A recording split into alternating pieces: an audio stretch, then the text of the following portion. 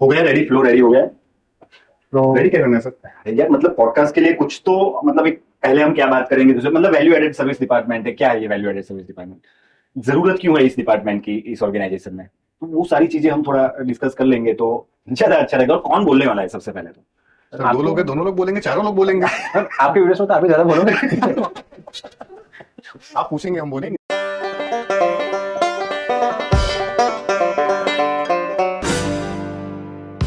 Main reason क्या होता है कि जैसे कि वैल्यू एडेड सर्विसेज के बारे में ये कहा जाता है कि मतलब इसकी जरूरत है या नहीं है, मतलब वैल्यू एडेड तो क्या है ये वैल्यू एडेड, तो सबसे पहले ये कॉन्सेप्ट ही क्लियर नहीं है, तो वो कॉन्सेप्ट क्लियर करना है। तो क्या है वैल्यू एडेड सर्विस डिपार्टमेंट, क्या है? सर बेसिकली देखिए, अब क्योंकि हम सब एजुकेशन अब्रॉड इंडस्ट्री से हैं, तो जब भी कोई स्टूडेंट अपना एक स्टडी अब्रॉड का एक जर्नी स्टार्ट करता है, बेसिकली इस जर्नी में हम उनको वैल्यू ऐड करके देते हैं। We operate in the services, जो सर्विसेज उनकी जो स्टडी अब्रॉड की जर्नी है उसको फुलफिल करते हैं। So these are the dots which we put in, जिससे कि उनका पूरा एक पिक्चर बने। सो जब वो अपनी जर्नी स्टार्ट कर रहे हैं, सबसे पहला टर्म आता है या सबसे पहला क्वेश्चन आता है कि क्या मेरे पास में इतना बजट है। अगर है तो आप नेक्स्ट स्टेप पे जाएंगे, अगर नहीं है तो फिर education loan. So education loan is where we come into the picture, our team come into the picture. उसके बाद में बजट हो गया, कौन सी कंट्री डिसाइड करनी है, कंट्री डिसाइड किया उन्होंने अपने काउंसलर्स के साथ में। कंट्री डिसाइड करने के बाद में अब डिपेंडिंग ऑन द कंट्री, अगर कनाडा है तो जीआईसी अकाउंट ओपन करवाना पड़ेगा। There are different prerequisites for every countries. तो उस हिसाब से जो जो चीजों की उनको जरूरत होती है, all the ancillary needs of the student, ये सारी सर्विसेज है जो हमारा एक value added services division provide करता है स्टूडेंट को। हमने आई थिंक सो 3 साल पहले ये डिवीजन स्टार्ट किया था।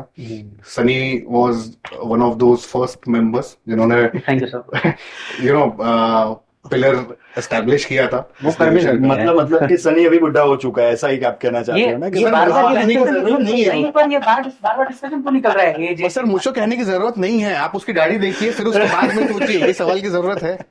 नहीं ऐसा सनी नहीं यू आर पिलर, ठीक है, थोड़ा अच्छे से कहते हैं legendary personality, legendary, yes yes, legendary personality. But sir चलता है, Pillar, sophisticated yeah, word yeah. Use करने की जरूरत नहीं है। We can be brutally honest, it's okay. Brutally honest भाई। तो बेसिकली जो सर बोल रहे थे वही है कि अप्रैल 2021 वाज द टाइम। अब वैल्यू एडेड सर्विसेज अभी बोलते हैं हम, but when we started it was ancillary services. अब जो कोर कोई एक स्टूडेंट है, ठीक है, उनका जर्नी स्टडी अब्रॉड के लिए क्या हो सकता है, यानी लाइक जैसे कनाडा एक स्टूडेंट जा रहा है, कोचिंग करेगा, रिजल्ट आ गया, कॉलेज के लिए अप्लाई कर दिया, वीजा फाइल कर दिया, वीजा फाइल करने के बाद टिकट ले लिया और वहां से कनाडा चले गए, उनका स्टडी कंप्लीट हो गया। अब इसके बाजू में, यानी ये जो हो गया मेन ट्री हो गया, उसके आसपास में कौन सी एंसिलरी सर्विसेज आती है। So at that time Mani sir decided कि यहाँ पे और स्कोप है कि यानी स्टूडेंट्स को हम और सर्विसेज दे सकते हैं, या तो यहाँ पे स्कोप है जहाँ पे और ऑप्शन हो सकते हैं, स्टूडेंट्स को और प्रोवाइड कर सकते हैं, यानी बेटर सर्विसेज कैसे दे सकते हैं, वैल्यू एड कैसे कर सकते हैं। So rather than value added service, उसमें वैल्यू एड करना, at that time it was ancillary, यानी वो ट्रायल पीरियड पे चल रहा था, ऐसा कुछ बोल सकते हैं। सर ने जैसे बोला कि सबसे पहले आता है कि मेरे पास पैसे ही नहीं है, मैं कनाडा प्लान कर रहा हूँ, जर्मनी प्लान कर रहा हूँ, लेकिन फंड्स नहीं है, पेरेंट्स के पास पैसे नहीं है, क्या करेंगे। तो सबसे पहले एजुकेशन लोन आ गया। एजुकेशन लोन में कैसे करना है, what are the banks, processes कैसे होती है, क्या चार्जेस है, कितना टाइम लगता है, ये आपको पता चलता है थ्रू वैल्यू एडेड सर्विसेज।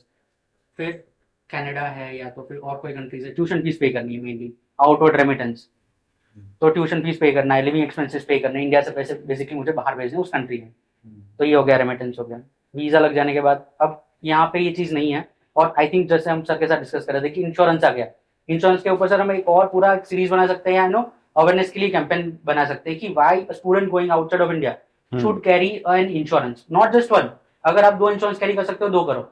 एक तो हालांकि हर कॉलेज यूनिवर्सिटी देता ही है अब्रॉड में, बट एक यहाँ से क्यों लेके जाना चाहिए, what are the benefits, what are the inclusions. तो एक हो गया इंश्योरेंस। इंश्योरेंस के बाद आ गया ऑफ कोर्स आज सबसे ज्यादा इंपॉर्टेंट क्या है कि जिसके बगैर काम दिन नहीं सुबह होगा, that is my SIM card, telecommunication. तो सिम कार्ड हो गया, उसके बाद फंड्स कैरी करने के लिए फॉरेक्स कार्ड हो गया, फिर अभी हम वेल कर रहे हैं अकोमोडेशन में, ठीक है। तो ये सारी चीजें, तो इससे क्या होता है कि एक स्टूडेंट की जो ये जर्नी है from coaching to reaching that country, वहां पे ना उस हर एक फाइनेंशियल प्रॉब्लम्स का या तो उस हेडेक का एक सॉल्यूशन है, that is value added services. लेकिन सर इतनी ज्यादा चीजें हम लेंगे तो मतलब हमारे 10 पॉडकास्ट निकल जाएंगे, है ना? तो सर- एक पॉडकास्ट में हमें कैसे ये कंक्लूड करना है ना, वो आप मुझे बताइए, वो टाइमलाइन हम कैसे बनाएंगे? हाँ अंकित सर सही है यार, ये तो बहुत लंबा चला जाएगा। बहुत लंबा, क्योंकि बहुत सारी, अब इंश्योरेंस पे ही है, आपने कहा हाँ। पूरी सीरीज बन सकती है। एक दिन बोल सकते हैं वो सारे केसेस के अंदर, तो उसको कैसे करेंगे? बट माय क्वेश्चन है सर कि नहीं, हमें सर, पॉडकास्ट बनाना ही क्यों है? नहीं सर, पॉडकास्ट तो करना पड़ेगा ना दिवाली से पहले सर एक बार, क्योंकि एक आपके डिपार्टमेंट का एक पॉडकास्ट करना है, सबको पता तो चले, स्टूडेंट को पता चले कि मतलब ये वैल्यू एडेड सर्विस डिपार्टमेंट है क्या, किस तरीके से ये हेल्प करता है, और आपके मतलब ये डिपार्टमेंट की वैल्यू क्या रहती है स्टूडेंट की पूरी जर्नी में, ये सारी चीजें हम स्टूडेंट को बताना चाहते हैं। ठीक है तो सर, ये मैं इसके लिए एक बार हाँ। बताता हूँ, आप लोग खाली खाली टेंशन ले दो। सनी को सारी ट्रिक्स पता है, वो एक साथ 10 रोटी कैसे दबाते हैं, अगर उससे वो पता है तो एक पॉडकास्ट में 10 पॉडकास्ट कैसे संभालेगा वो कर सकते हैं। राइट, वो फिर उसको क्या 2x 3x में फिर रन कर सकते हैं, तो हो जाएगा। वो देखेंगे। सर वैल्यू तो आई डोंट थिंक सो कि हम लोग सही लोग होंगे जो अपने खुद के डिपार्टमेंट की या अपने डिवीजन की वैल्यू बताएं, बट तो मतलब कौन हमारा बताएगा? रोल क्या होता है सर अगर आप नहीं बताएंगे तो कौन बताएगा? आप डिपार्टमेंट के एचओडी और आप कहते हो कोई तो और आगे बताएगा, तो ये थोड़ी चलेगा। So sir there is a makers and checkers theory. Okay, तो जो बनाता है वही अगर चेक करेगा, हाँ। It doesn't make any sense. तो अगर मैं ही सर्विस दे रहा हूं और मैं ही बोलूं कि सर्विस कैसी होती है, कितनी क्रूशियल है, that doesn't make any point. शायद मेरे कानों के लिए वो पॉइंट करेगा या सेंस करेगा, बट बाकी सब लोग उससे अग्री करेंगे या डिसअग्री करेंगे। तो मैं खुद को जज करना सही नहीं समझता। तो हम ये बात कर सकते हैं कि हमारा जो रोल है वो स्टार्ट कहां से होता है, खत्म कहां पे होता है। ओके, सो एक स्टूडेंट की जो स्टडी अब्रॉड की जर्नी है, उसका फर्स्ट स्टेप जो होता है, या तो फिर हम 1.5 स्टेप जो होता है उसको हम बोल सकते हैं कि हम होते हैं, जैसे कि एजुकेशन लोन जो हमने पहले बात की। बिकॉज किसी भी प्लान के लिए या किसी भी कंट्री को अगर आप डेस्टिनेशन बनाने का सोच रहे हैं, तो सबसे पहला जो चीज आएगा दिमाग में वो होगा बजट। तो इसीलिए सबसे पहला जो हमारा एंट्री पॉइंट होता है एक स्टूडेंट की जर्नी में, वो होता है through education loan. And exit point अगर हम बात करें तो वो होता है जब हम उनके पेरेंट्स का विजिटर वीजा करते हैं। So that is our exit point, कि जब तक हम उनके पेरेंट्स को भी या तो कॉन्वोकेशन पे या फिर उनसे मिलने के लिए या फिर सुपर वीजा के लिए हम अप्लाई ना करवा दें, तब तक हमारा जो रोल है वो स्टूडेंट अब्रॉड की जो जर्नी है, स्टडी अब्रॉड की सॉरी, वो खत्म नहीं होती है। So this is the span of our role. तो जैसे कि आउट ऑफ क्यूरियोसिटी मैं सर आपसे सवाल कर रहा हूँ, ये जो एजुकेशन लोन है, तो अक्सर ये कहा जाता है कि मतलब जिसको पैसों की मतलब तंगी हो जाती है, पैसे जिनके पास ज्यादा नहीं होते, वो एजुकेशन लोन लेना प्रेफर करते हैं। लेकिन मैंने कुछ सेमिनार में सुना था कि मतलब आपके पास पैसे भी है तब भी आपको एजुकेशन लोन लेनी चाहिए, तो वो बात मुझे कुछ समझ में नहीं आई थी कि वो आपके पीछे, इसके पीछे का क्या लॉजिक था? Sir basically this is lack of awareness. आज की डेट में जो एक हमारा ऑर्थोडॉक्स माइंडसेट होता है कि जैसे पहले के हमारे जो पूर्वज थे या जो हमारे मम्मी पापा दादा दादी थे, वो ऐसा बोला करते थे कि बैंक से लोन लेना तो एक शर्म की बात है कि हमको उधार लेना पड़ रहा है। That is not right in the current scenario. आज की डेट में अगर आप देखेंगे, जितने भी सक्सेसफुल बिजनेसमैन है वो अपना खुद का पैसा इन्वेस्ट नहीं करते हैं, वो बैंक से लोन लेते हैं अपने नेटवर्थ के हिसाब से एंड उसी पैसे को इन्वेस्ट करते हैं। सो अपना खुद का पैसा नहीं, बैंक का पैसा इन्वेस्ट करके उसके ऊपर रेवेन्यू कमाते हैं, प्रॉफिट लेके अपने पास में लेते हैं एंड देन उसको वापस से री इन्वेस्ट करते हैं एंड देन उस एसेट के बेसिस पे वापस से फिर लोन लेते हैं। तो this is a whole cycle. तो ये एक मिथ है कि जिसके पास में पैसा नहीं है सिर्फ वही लोन ले सकता है या लेता है। बेसिकली अगर आप टैक्स सेविंग फंडामेंटल्स के हिसाब से देखें तो education loan is a very good option, और यही चीज है जो हम हमारे काउंसलिंग में बताते भी हैं कि आपके पास में अगर सेल्फ फंड्स हैं, अवेलेबल है भी, तो भी आप एजुकेशन लोन का जो एक ऑप्शन है वो एक्सप्लोर कीजिए। बिकॉज इसमें आपको बहुत सारे बेनिफिट्स मिलते हैं, आपके जो टैक्स में रिबेट्स मिलते हैं उसको आप यूटिलाइज कर सकते हैं and you can use your funds in an efficient way. ये सिर्फ जरूरत की बात नहीं है, ये मैनेजमेंट की बात है and that is the reason कि हमारे लोन टीम के जो मेंबर्स हैं वो खुद को लोन काउंसलर नहीं बोल के वो खुद को एक फाइनेंशियल एडवाइजर बोलते हैं। We provide consultation as for their financial management. So this is what we do. हम ये नहीं बताते हैं कि आप लोन ले लीजिए, हम ये बताते हैं लोन क्यों लेनी चाहिए, लोन कब और कैसे ले सकते हैं, एंड अगर लोन लेना है तो हम कैसे और कहां तक उसको हेल्प करेंगे। एंड जब तक लोन उनको डिसबर्समेंट नहीं हो जाता है तब तक we don't stop. So this is what we do. मतलब सर मिलना पड़ेगा एक बार अंकित सर से, क्योंकि Of course. लोन लेना फिर कैसे करना, मतलब पर्सनल एक्सपीरियंस भी रहा होगा ना, आप भी ऐसा ही करते होंगे मतलब। सर लोन लेने के लिए तो आई थिंक तो Sunny is an expert. Okay. ये आपको सारे रास्ते बता देगा, कहाँ से कितना लोन लेना है, कैसे लोन लेना है। जरूरी नहीं है कि आपको सिर्फ एजुकेशन लोन ही लेना है। जी जी व्हाट इफ अगर आपके पास में एजुकेशन लोन की एलिजिबिलिटी नहीं है, तो दिस इज अगेन हाँ। वेरी इंटरेस्टिंग पॉइंट हम्म। कि बहुत सारे लोगों की एजुकेशन लोन की एलिजिबिलिटी नहीं नहीं बैठती होती है, है। हाँ। उस केस में भी जो हमारे टीम मेंबर्स है वो बताते हैं कि आप किस तरीके से डिफरेंट ऑप्शंस एक्सप्लोर कर सकते हैं, Okay. Provided terms and conditions कि आपको there are certain prerequisites of the bank of that particular product कि वो फुलफिल करनी पड़ेगी। अब ऐसा इसका कहने का मतलब ये नहीं है कि गारंटी हो ही जाती है कि सबको मिल ही जाएगा, बट स्टिल अगर एक जगह पे एलिजिबिलिटी नहीं बैठ रही है तो दूसरी जगह पे हम एलिजिबिलिटी के लिए ट्राई कर सकते हैं। बट एटलीस्ट जितने भी डोर्स अवेलेबल है सारे डोर नॉक किए बिना वापस जाना doesn't make any point. Okay, तो लेकिन मैं अभी भी मतलब उस पॉइंट पे रुका हुआ हूँ जो आपने सेमिनार में भी कहा था कि अगर आपके पास पैसे हैं फिर भी अगर आप एजुकेशन लोन लेते हो तो आपको बेनिफिट होता है, तो वो बेनिफिट क्या होता है वो आप बताइए। तो सर देखो बेनिफिट्स में कैसा है, सिंपल सीक्रेट सीक्रेट अभी सीक्रेट बताने जा रहा है अच्छा सर ये ये। टॉप सीक्रेट, फिर वो वहां पे रन होगा बैनर ऐसा। सीक्रेट मसाला। हाँ, 3-4 पॉइंट्स हम लिख सकते हैं। This is actually available everywhere कि ये क्यों एजुकेशन लोन लेना चाहिए।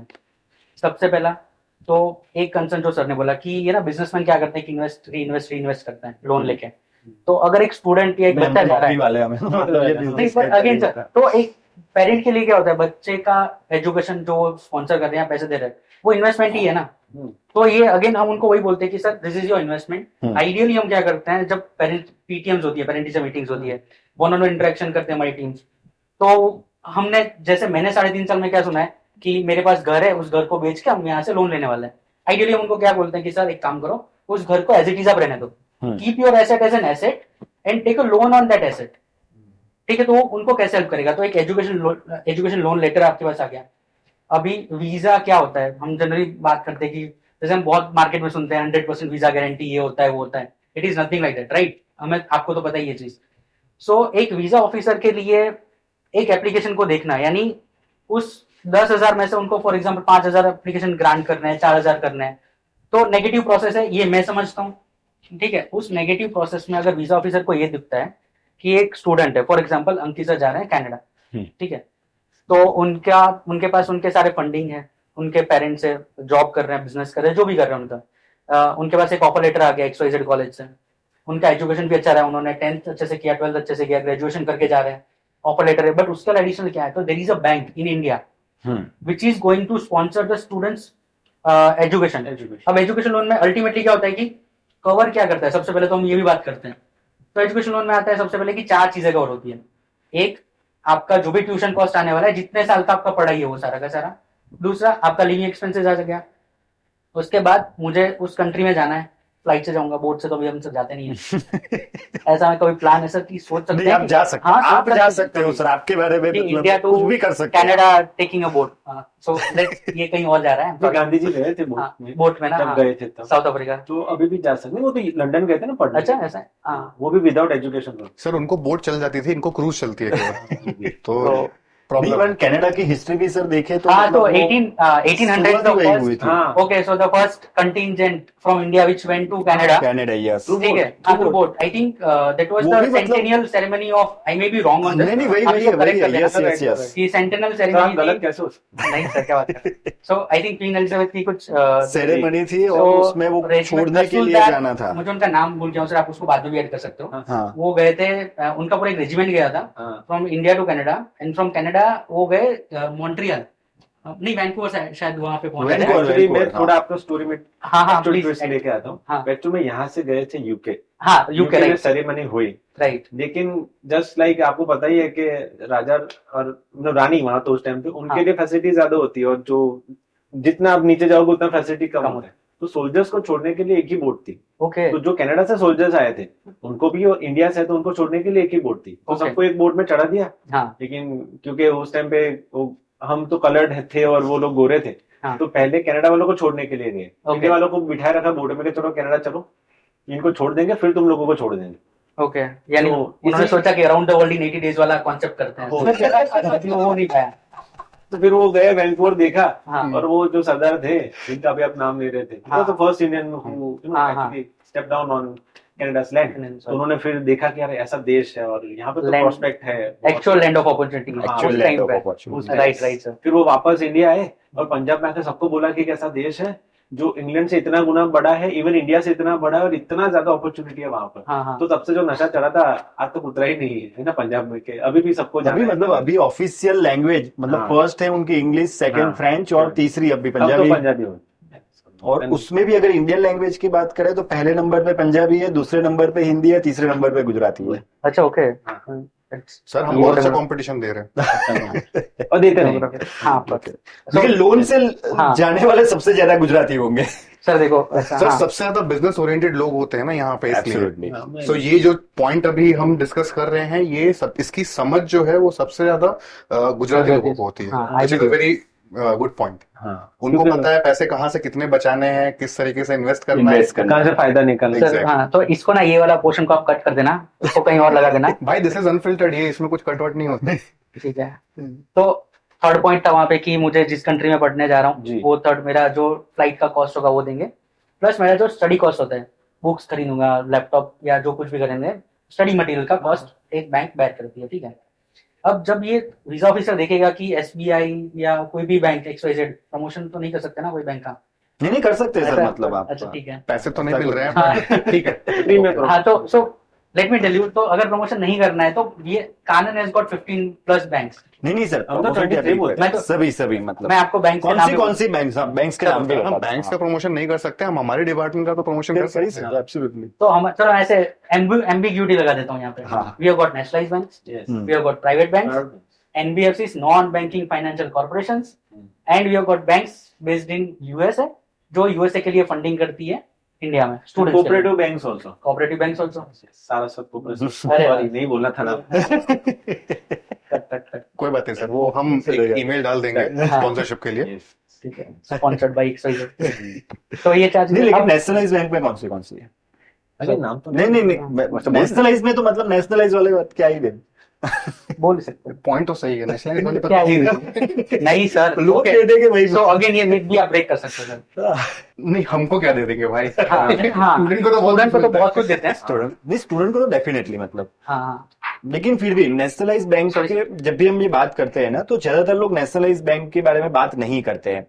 जैसे कि अगर एजुकेशन लोन की बात आती है तो कोई SBI की बात नहीं करेगा, है ना। वो बोलेगा SBI में करना है तो आप कर लो, अगर आपको दूसरी बैंक से करवाना है तो हम बैठे हुए हैं। Sir on the contrary, education loan जो सबसे ज्यादा डिसबर्समेंट होते हैं वो SBI में से होते हैं। हाँ वहाँ पे बच्चों को भी मैंने सुना, बच्चे बोल रहे तू जानता है इसका बैंक कौन है ना? ऐसा नहीं। हाँ नहीं ऑन अ सीरियस नोट उनका बहुत अच्छा एक प्रोडक्ट है एडवांटेज करके, advantage. Correct. It's a very good option. Like मैंने देखा है बहुत, यानी हम जब इसको डिटेल में जाएंगे ना एजुकेशन लोन में तो आपको पता चलेगा कि फ्रीडम एक बैंक अगर देती है, choosing a course, choosing a country based on my parameters, my financial parameters, SBI या नेशनलाइज बैंक को हम ज्यादा प्रेफर कर सकते हैं। बट अगेन हर एक बैंक में क्यों जाना चाहिए क्यों नहीं जाना चाहिए वो ना एक इंडिविजुअल चॉइस या तो इंडिविजुअल पैरामीटर्स के ऊपर रहता है। तो स्टूडेंट की रिक्वायरमेंट क्या है, उसकी एक्चुअली स्टैंडिंग क्या है, एलिजिबिलिटी क्या है, ये बोल सकते हैं। ठीक है।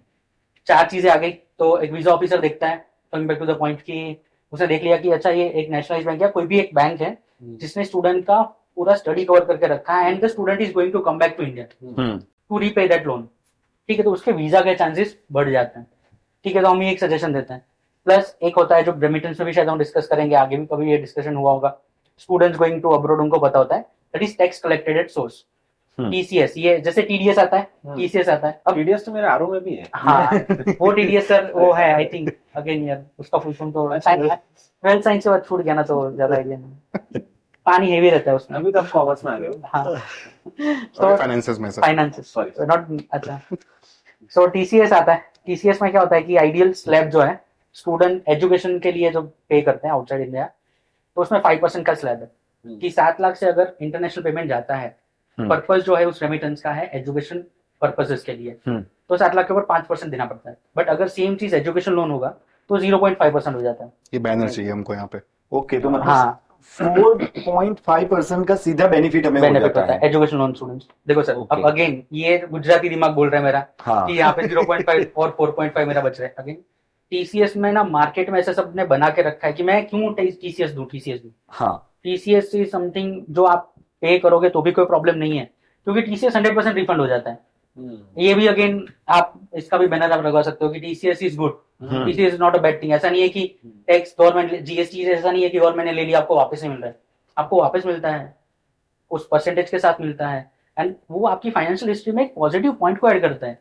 आप अल्टीमेटली तो ऐसा है सर कि देखो रेमिटेंस में अगर कोई भी स्टूडेंट है ना, ये चीज भी सर हम बोल सकते हैं, या इसका भी आप कभी अवेयरनेस कैंपेन कर सकते हो कि अगर मार्केट में, ये तो बहुत बार हो चुका है, अगर मार्केट में कोई आके ये बोलता है ना कि आप मुझे कैश दो मैं आपका ट्यूशन फीस पे कर दूंगा, ठीक है, आप बहुत हुआ है XYZ सर, बहुत हुआ है ऐसा। आप XYZ अकाउंट में डालो हम आपका ट्यूशन फीस पे कर देंगे, ये कभी नहीं होता है सर, ठीक है। ये सेम As- मेरे पापा को दी थी। क्या बात है?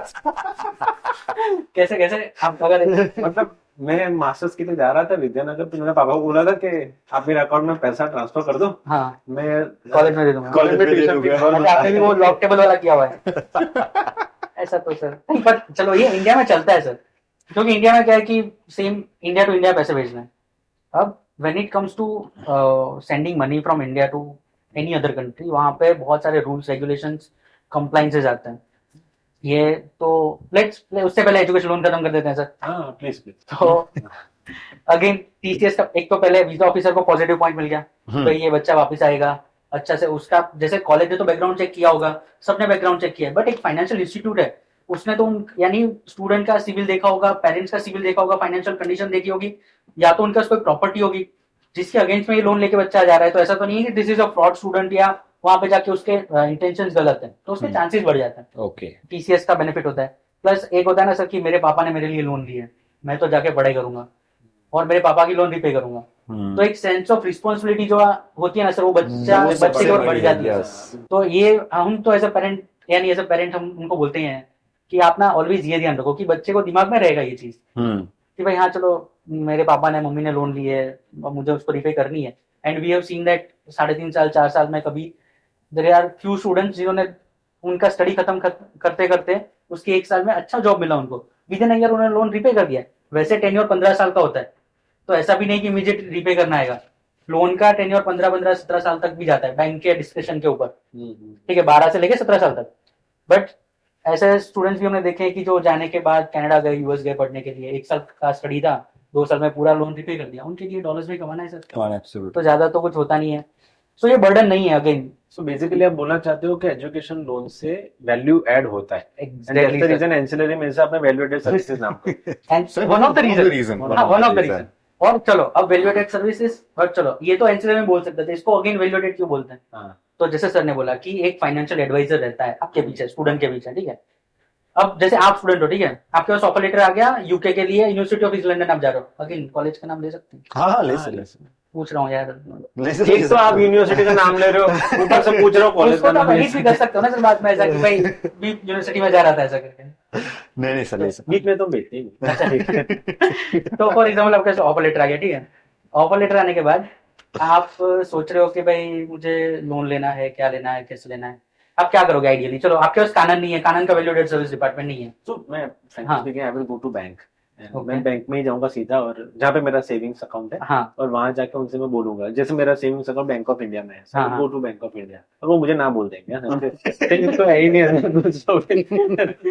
ओके, नहीं तो और क्या करोगे सर आप कभी नहीं सर, जैसे हाँ, मैं बता दूं दिक्कत कहाँ पे होती है कि मतलब जहाँ पे मतलब मैंने जहाँ पे सेविंग अकाउंट ओपन किया हुआ है वहां पे मैं जाता हूँ, पहले तो मैनेजर मुझे मिलेगा नहीं, हाँ अगर गलती से मिल गया तो वो लंच पे होगा, हाँ और लंच से अगर मिल गया तो नॉट नेसेसरी कि उसे मतलब एजुकेशन लोन के बारे में सभी की सभी जानकारी होगी, क्योंकि जनरली क्या होता है कि कुछ ऐसे एक्सपर्ट्स होते हैं बैंकिंग में भी, जैसे कि अगर उनके पास एजुकेशन लोन के बड़े गिने चुने केसेस आते हैं तो हाँ। वो एजुकेशन लोन का एक्सपर्ट नहीं होगा, हाँ। तो वो मुझे कहेगा कि इतने इतने डॉक्यूमेंट लेके आओ, हाँ। फिर दूसरी बार आऊंगा तो बोलेगा कि नहीं अभी ये डॉक्यूमेंट लेकर आना है। हाँ। अब दिक्कत ये आती है एजुकेशन लोन में कि हमारा पूरा काम डेडलाइन में होना चाहिए, हाँ डेडलाइन में हो नहीं रहा है, और सर आपकी सारी तकलीफों से मेरे को ऐसा क्यों लग रहा है कि आपका अकाउंट सेविंग एसबीआई में? अरे इनके साथ में एक बार गया था बीट बैंक में, तो उन्होंने बोला था कि अभी लंच टाइम चल रहा है तो बाजू के काउंटर पर चले जाओ, हम भी एक्सपेक्ट कर रहे सर थे, नहीं उन्होंने हमको बोला कि लंच टाइम चल रहा है आप दूसरे बैंक में चले जाओ।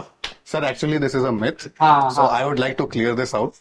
So हम दोनों के पापा एसबीआई में। रुको रुको रुको। This is not the reason. My father is in Bank of Baroda, तो- मैं खुद बैंक ऑफ बड़ौदा में रह चुका हमारे तो हूँ, ये लेकिन- चारों पॉडकास्ट जो कर रहे हैं ना सर, तो चारों के फैमिली के father bank of bank of India, हाँ, bank of India, state bank of India, state bank of India, bank of India, bank of India है, bank of Baroda. Bank of Baroda. तो But कैसे sir, आप हम- नेशनलाइज बैंक के बारे में सोच? मीम कल्चर की वजह से क्या है कि ये थोड़ा ज्यादा हाईलाइट हो गया है और थोड़ा ज्यादा ट्रेंड में आ गया है हाँ। कि nationalised banks are tend to work in a way कि जो यूजर फ्रेंडली नहीं होता है।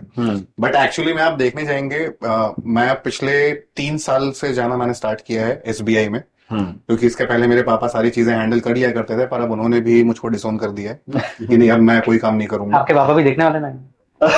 आई गेस सो। तो अब मुझको जाना पड़ता है। कर देंगे। Sir you will be surprised, but actually में मैंने कभी आज तक ऐसी लाइंस नहीं देखी है जिसमें 2 या 3 लोगों से ज्यादा हों। And this is a reason कि पहले जो एम्प्लॉय काउंट हुआ करता था इन नेशनलाइज्ड बैंक्स, अब उससे बहुत ज्यादा इंक्रीज किया जा चुका है। एंड नेशनलाइज्ड बैंक्स और प्राइवेट बैंक में एक डिफरेंस जो है with respect to their growth, वो ये था कि प्राइवेट बैंक्स ने एज एन अपॉर्चुनिटी बहुत सारी चीजें ऐड की थी कि आप इंटरनेट बैंकिंग के लिए उन्होंने 2 बंदों को रख दिया, देन उसके बाद में म्यूचुअल फंड इन्वेस्टमेंट, ये सारी चीजों के लिए रख दिया, उन्होंने एज एन अपॉर्चुनिटी रखा था।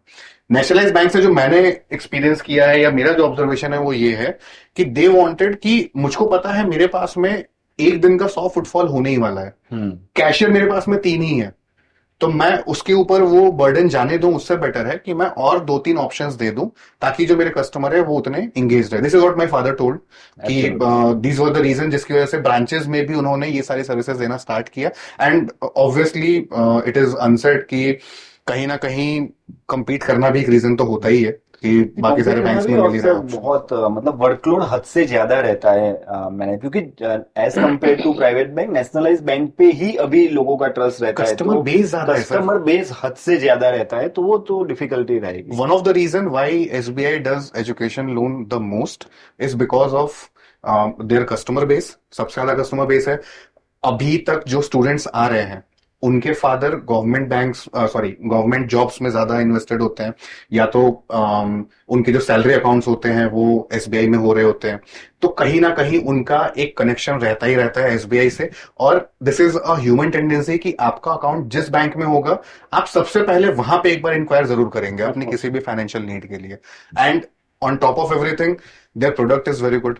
जो रेट ऑफ इंटरेस्ट वो प्रोवाइड कर रहे हैं वो rate of interest is again unmatchable. हाँ, सेंट्रल बैंक में भी अच्छे ऑप्शंस मिलते हैं with respect to ROI, but again it depends on service to service, branches to branches. जितनी ब्रांचेस शायद एसबीआई की मिलेगी उतनी ब्रांचेस सेंट्रल बैंक की ना मिल पाए इन सर्टेन एरियाज, तो कहीं ना कहीं वो भी एक डिफरेंशिएटर बन के काम करता है। एंड एट लास्ट जो आपको वैल्यू मिलने वाली है आपके लोन की वो सबसे ज्यादा आपको नेशनलाइज बैंक्स में मिलेगी। This is again you know an interesting fact जो ज्यादातर लोग इसको एक्सप्लोर नहीं करते हैं।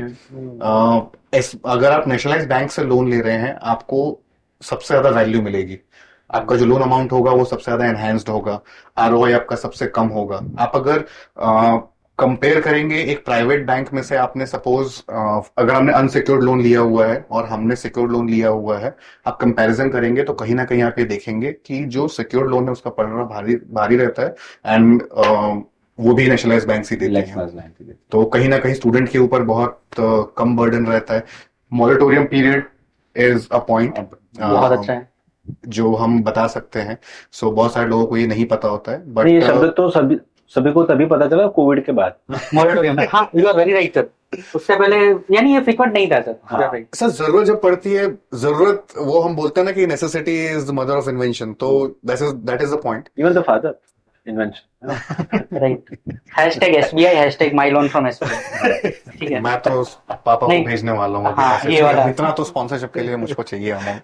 इतना नहीं, पर मैं नहीं भेजूंगा क्योंकि POI तो business कर रहा है। So again one more myth I want to break out SBI कि वहाँ पे ना कभी लंच ब्रेक जैसा कोई सिस्टम नहीं होता है सर। हाँ। ये मुझे पता है बिकॉज वहाँ पे अगर 4 कैशियर होंगे ना सर, तो 4 कैशियर में 2 अगर लंच पे जा रहे हैं तो 2 ऑलवेज काम कर ही रहे हैं, और उनका लंच आधे घंटे का होता है सर। Shift हो जाते हैं, शिफ्ट जाती है, तो it's not like that. Concluding to education loan, meme culture. हाँ बस भाई, #no more jokes। #running out of the time। Let's switch to the other other नहीं अभी एजुकेशन लोन पे मतलब थोड़ा पर्सनल लेवल पे ही मुझे काम है। आपको पढ़ना है और नहीं, रेट ऑफ इंटरेस्ट कितना होता है? रेट ऑफ इंटरेस्ट ना ये कैसा होता है सर कि ये कनेक्टेड है आरबीआई के रेपो रेट्स के साथ। ठीक है, when I started education loan students को देने के लिए, कानन basically started Yes. April 2021, somewhere it was 8.5% okay. से लेकर 13% तक आसपास जाता था। अभी समवेयर अराउंड 10% के आसपास है, 10 to 10.5% 10.5 से लेकर 13-14% तक जाता है मैक्सिमम। अब ये 10 से या 10.5 से लेकर 14% क्यों फिक्स क्यों नहीं है? तो वो क्या होता है कि पैरामीटर्स होता है बैंक्स के। ठीक है, अब 3 चीजें देखी जाती है सर। एक, स्टूडेंट ने प्रीवियस एजुकेशन कैसे किया हुआ है, 10th में अच्छा था, 12th में अच्छा था, ग्रेजुएशन अगर किया हुआ है तो उसका क्या स्कोर बना था, एक चीज। दूसरा, उसके जो गारंटर है कि इनके स्टूडेंट जब जा रहा है उस कंट्री में तो यहाँ पे उसकी गारंटी कौन लेता है फंड्स की, उनका फाइनेंशियल प्रोफाइल क्या है। दूसरा, तीसरा कि अगर इनकेस वो प्रॉपर्टी दे रहे हैं तो उसकी प्रॉपर्टी की वैल्यूएशन क्या है। एक सब पॉइंट अगर ऐड करना है कि स्टूडेंट का प्रीवियस एजुकेशन और फ्यूचर एजुकेशन दोनों चीजें मैटर करती है एक्चुअली। यानी कौन सी यूनिवर्सिटी में पढ़ने जा रहे हैं, कौन सी यूनिवर्सिटी उससे है, फर्क पड़ता हाँ है। यूनिवर्सिटी का रैंकिंग बहुत। क्या है, कोर्स कौन सा है, स्टेम से बिलोंग करता है कि नहीं है, तो ये सारे फैक्टर्स अफेक्ट करते हैं sir. Just to add on a point जो आपने क्वेश्चन किया कि जिस कॉलेज या यूनिवर्सिटी में पढ़ने जा रहे हैं उससे फर्क पड़ता है कि नहीं। So certain private banks has a separate product for this जो हम बोलते हैं future income program. Okay, so depending on the ranking of the college and the program, उसके बेसिस पे भी कई बार एक एनहेंस्ड अमाउंट ऑफ लोन मिलता है। अगर शायद आपका नॉर्मली एलिजिबिलिटी बैठ रहा होता 15 लाख का ही, जस्ट फॉर एन एग्जांपल, तो मे बी अगर आपका जो प्रोग्राम है और आपका जो कॉलेज या यूनिवर्सिटी है उसकी रैंकिंग बहुत अच्छी है ग्लोबल लेवल पे, तो देयर आर हाई चांसेस कि वो 15 की जगह आपकी एलिजिबिलिटी सीधा 25 लाख की हो जाएगी। सो बहुत ज्यादा इम्पैक्ट करता है वो। अब लग रहा है कि ये प्राइवेट बैंक से भी कुछ फंडिंग के लिए सोच रहे कुछ हैं। ना, I will explore all my options. अच्छा, एक्चुअली ये जो पॉइंट जितना जानबूझ के मैंने बोला था ताकि प्राइवेट बैंक की बात है। हाँ नहीं सही है।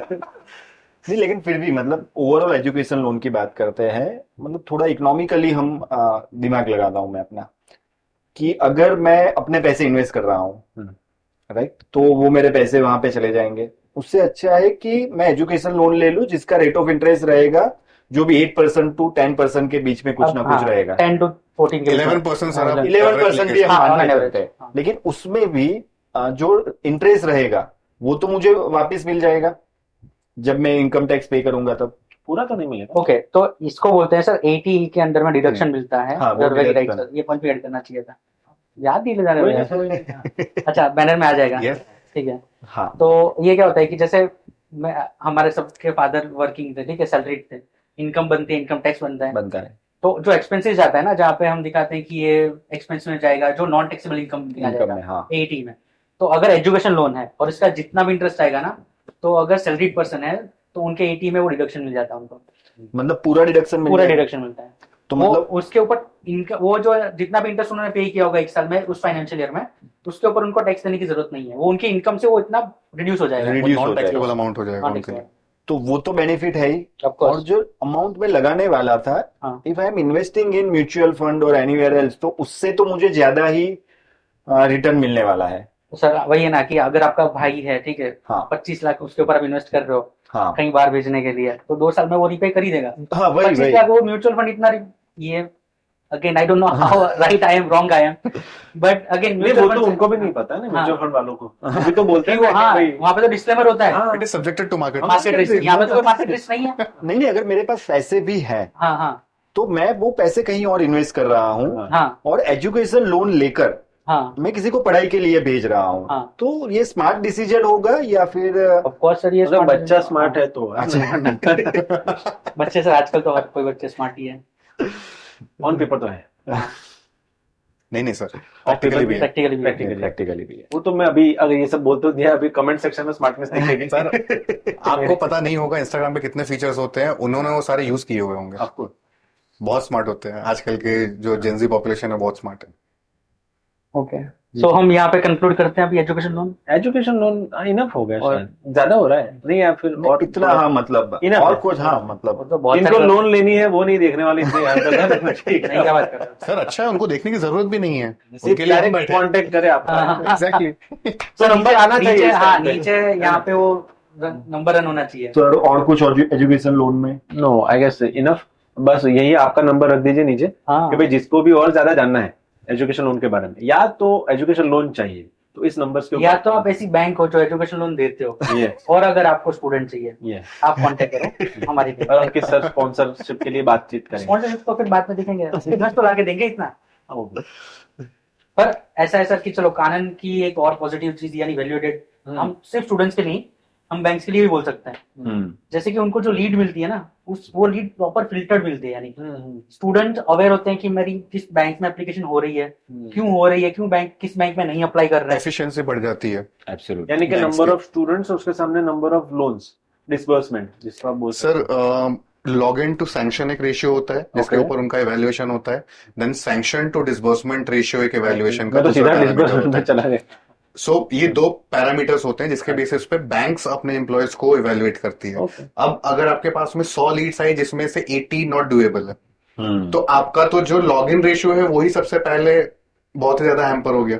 उसके बाद में आप 20 फाइल तो लॉग इन हुई है, सैंक्शन शायद हो सकता है 7-8 होगी, और उस 7-8 में से मे बी केवल 4 या 5 लोग ही डिसबर्समेंट ले, बाकी लोग शायद ना ले, तब तक डेडलाइन मिस हो जाए या ऐसा कुछ हो जाए ड्रॉप आउट हो जाए। तो 100 में से आप समझिए कि केवल 4 या 5 डिसबर्समेंट्स हो रहे हैं।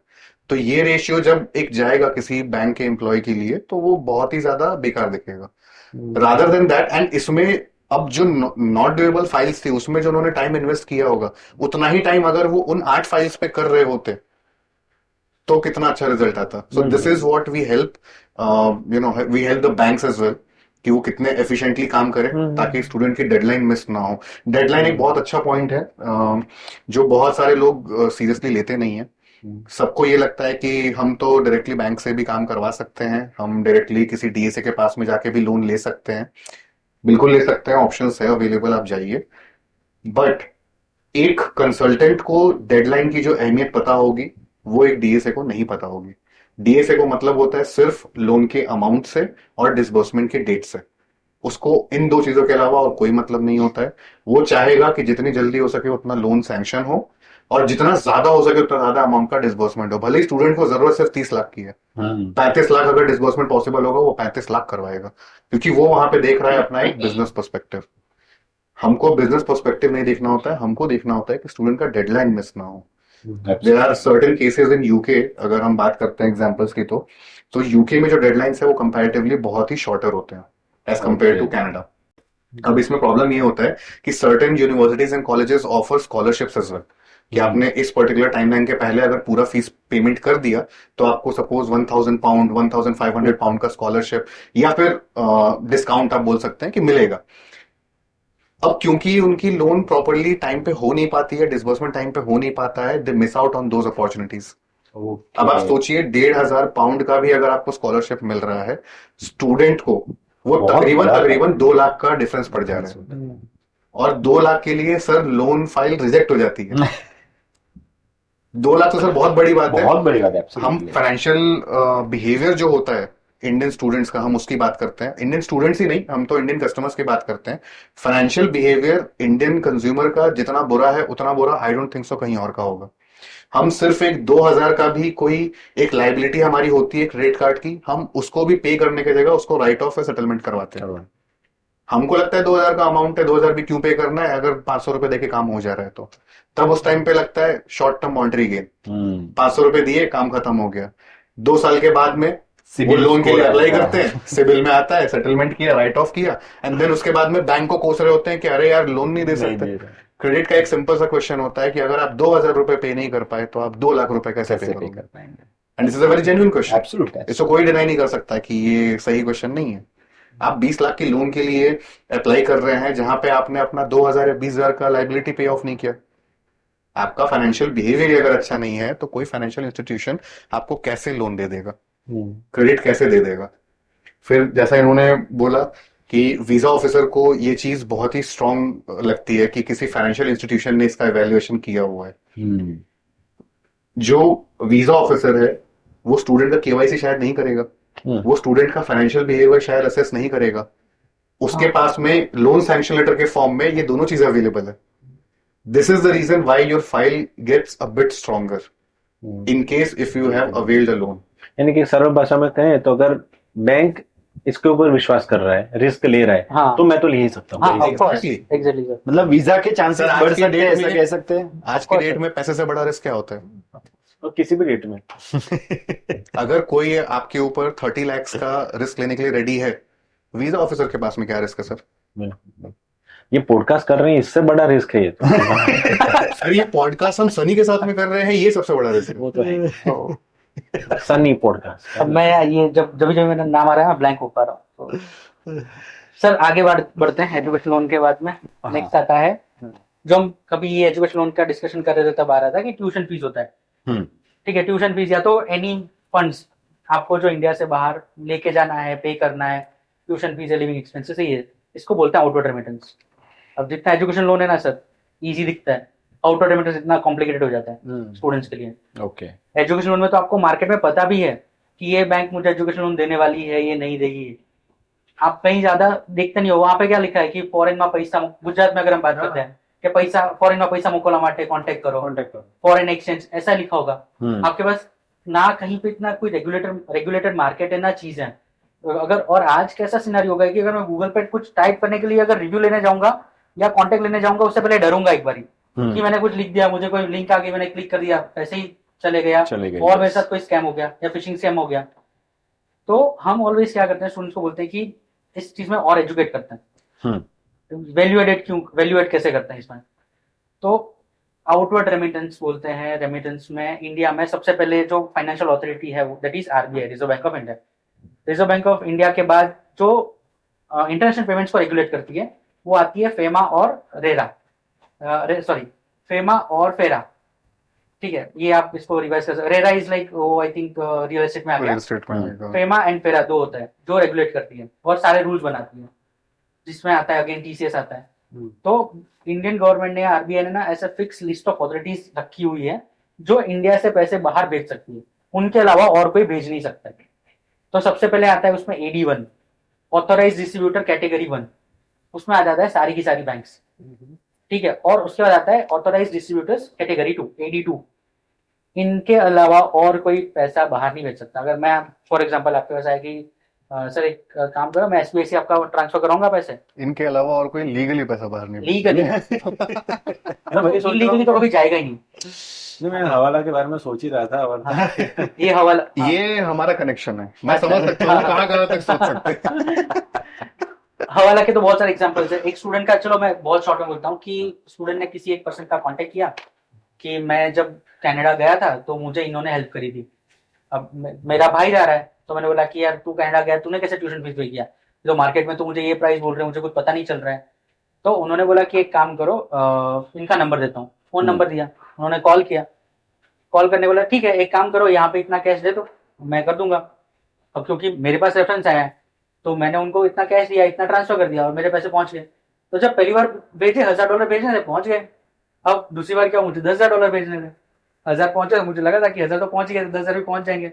और मार्केट में मैं बैंक में जा रहा था, ये AD2 के पास जा रहा था, तो मुझे ऐसा बोल रहा था कि ऑनलाइन जो रेट दिख रहा है उससे तो ₹1 ₹1.5 मार्जिन आ रहा था, उससे ज्यादा मांग रहा है और ये तो मुझे ऑनलाइन रेट पे करके दे रहा है, तो मैं उससे क्यों ना करूँ $10,000। हाँ 10,000 की फोन स्विच ऑफ हो गया, न्यूज में आता है बहुत सारा। ठीक है, तो ये चीज भी स्टूडेंट्स को या उनके पेरेंट्स को देखनी चाहिए कि आप पेमेंट कर रहे हो तो किसको कर रहे हो।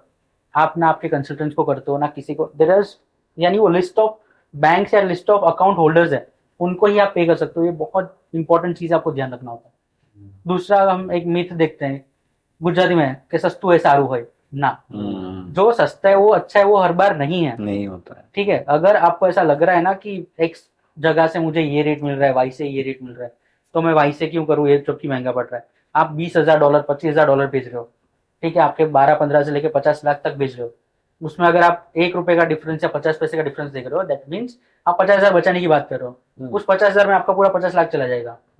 तो उससे अच्छा है कि आप, जैसे सर बोल रहे हैं कि हमारे यहाँ पे चेकर्स एंड मेकर सिस्टम होता है, तो हमारे यहाँ पे एग्जैक्टली ये सिस्टम एस्टेब्लिश्ड है और हर ट्रांजेक्शन में ये चीज होता है कि कानन के थ्रू जितने भी स्टूडेंट्स का हम कंसल्ट करते हैं, उस स्टूडेंट का ट्रांजेक्शन में हम इन्वॉल्व रहते हैं, स्टूडेंट्स के साथ, पेरेंट्स के साथ, कि आप पेमेंट कहाँ कर रहे हो, आपको कहाँ करना चाहिए, क्या रेट्स आने चाहिए, क्या मार्केट रेट से हम ज़्यादा आप पे कर रहे हो, कम रेट पे कर रहे हो, इनकेस अगर रिफंड आ रहा है तो उसमें कितना मार्जिन होना चाहिए, GST कितना लगना चाहिए, TCS क्यों लेना चाहिए, TCS क्यों नहीं लेना चाहिए। तो ये सारी चीज़ें वो जो अगेन फाइनेंशियल एडवाइजर है, ठीक है, वो उनको एडवाइस करता है। ठीक है, तो बेसिकली सर हम पेमेंट्स नहीं करते हैं, हम उनको पेमेंट्स पहले एक्सप्लेन करते हैं, क्या हो रहा है, क्यों हो रहा है और कैसे होगा, ओके। ताकि स्टूडेंट के माइंड में या उनके पेरेंट के माइंड में थोड़ी सी भी एम्बिग्यूटी नहीं रहे।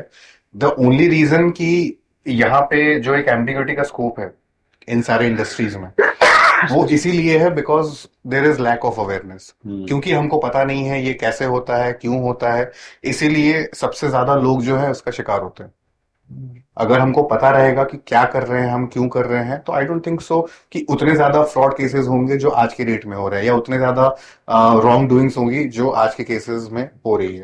exactly। तो इसीलिए हम पहले उनको बताते हैं, अगर आपका फॉर एन एग्जांपल जीआईसी का पेमेंट है, ब्लॉक्ड अकाउंट का पेमेंट है, so this is an investment payment जो आपको बिकॉज ऑफ योर प्रीरेक्विजिट्स पेमेंट करना है, एंड ये वहां पे जाने के बाद में आपको इन टर्म्स ऑफ इंस्टॉलमेंट्स वापस मिलने वाला है।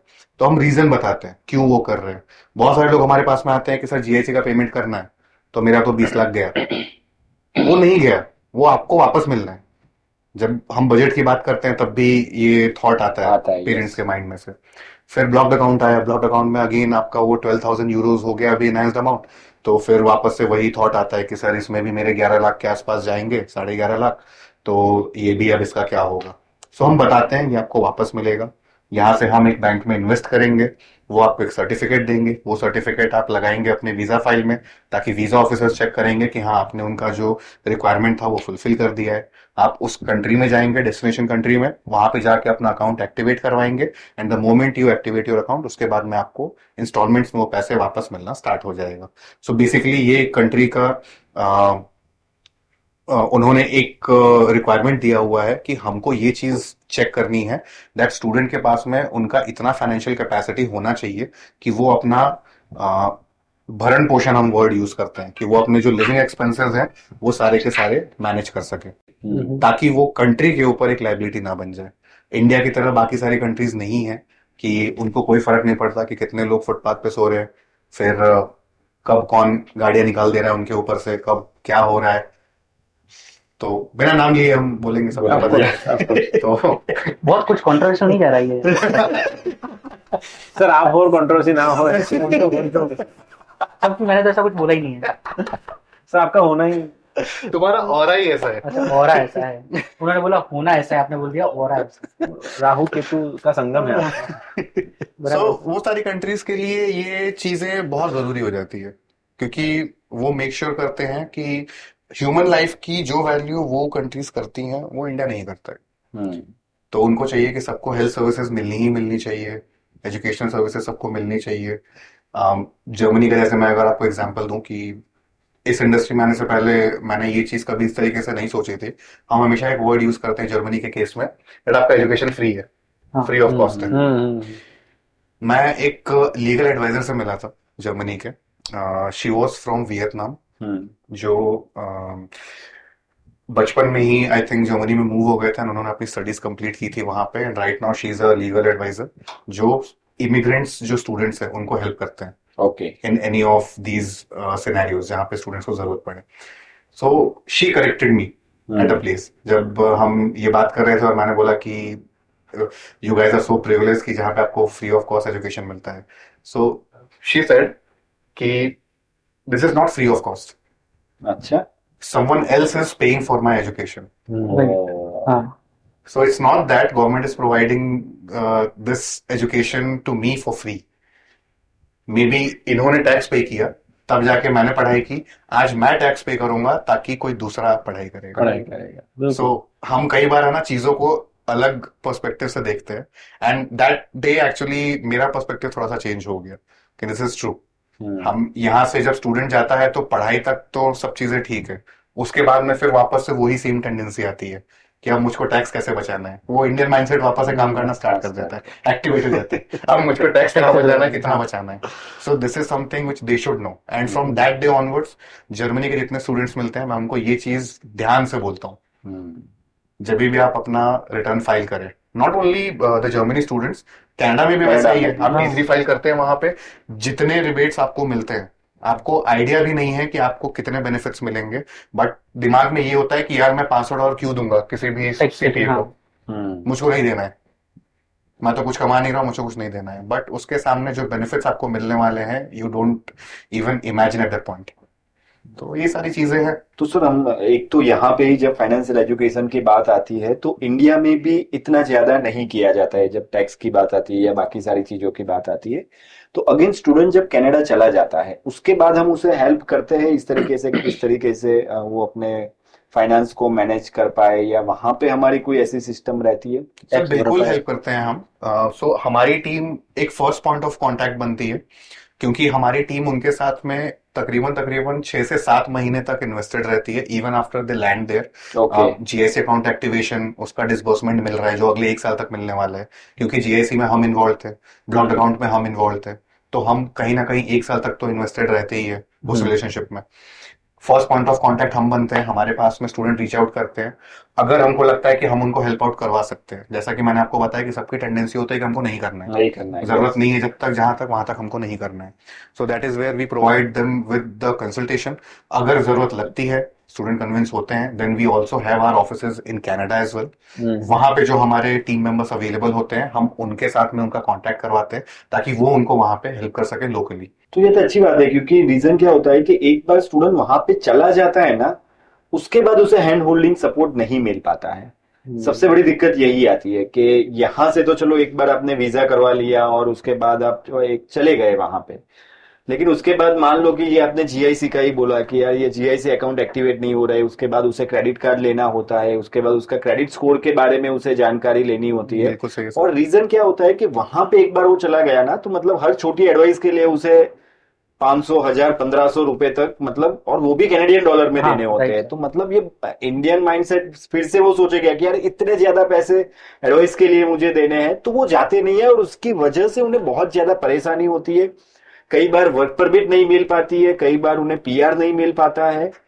तो वहां पे हम एज ए कानन.co में वैल्यू एडेड सर्विस डिपार्टमेंट के तौर पे आप कैसे हेल्प करते हो ऐसे स्टूडेंट को, सर, और कहाँ कहाँ पे हेल्प करते हो? सर बहुत सारे लोगों को पता नहीं है, I think so majority of the students don't know this until unless they come in touch with us with respect to these inquiries. But हमारी कनाडा में आई थिंक सो 3 ऑफिसेज हैं। हाँ, 2 टोरंटो, हाँ, और एक वैंकूवर। ओके, सो 2 ऑफिसेज हमारी Canada में है जो फुली इन्वेस्टेड है in helping out the students, and not only our students, all the students. Okay, जो भी स्टडी परमिट पे वहां पे गए हुए हैं पढ़ाई करने के लिए, उनको हेल्प आउट करते हैं हमारे team members with respect to their taxations, with respect to their permit extensions, PR file करने में उनको हेल्प करते हैं। इसके अलावा उनके स्टडी पीरियड से जो भी चीजें हैं, जो भी इंक्वायरी है, A to Z सारी चीजों में हेल्प आउट करते हैं हमारी टीम। और the reason why we invested this much is, and कई बार ऐसा भी क्वेश्चन आता है कि सर जब आपके साथ में इतना लंबा रिलेशनशिप चल रहा है, सारी चीजों में आपने ही करके दिया है, तो ये भी आप ही करके दे दो, which we don't mind, but the only problem is the difference in time zone. Okay, अब इट्स नॉट पॉसिबल कि शायद हर टाइम पे जब मैं आपको रीच आउट करने की कोशिश कर रहा हूं तब आप अवेलेबल रहे। कभी आप कॉलेज में होंगे, कभी आप अपने किसी पार्ट टाइम जॉब में होंगे, कभी आप शायद किसी और काम में लगे होंगे, कभी आप ट्रांजिट में होंगे। तो भले ही मैं अपनी अवेलेबिलिटी शायद रख भी लूं आपके टाइम जोन में, हमारे 3 टीम मेंबर्स रात को भी अवेलेबल रहते हैं डार्क सर्कल्स के साथ। एग्जैक्टली, देख सकते हैं आप। Please, हाँ। सो नहीं, but this is a very, यानी एक हमारा पूरा valuated service is the one of the department which stage awake, और आप बोल सकते हो अवेलेबल 24/7 365 डेज। ओके, ठीक है, क्योंकि सर्विसेज ही ऐसी है सर, फाइनेंस है, इंश्योरेंस है, सिम कार्ड्स है, जीआईसी है, यानी आपके लिविंग एक्सपेंसेस है।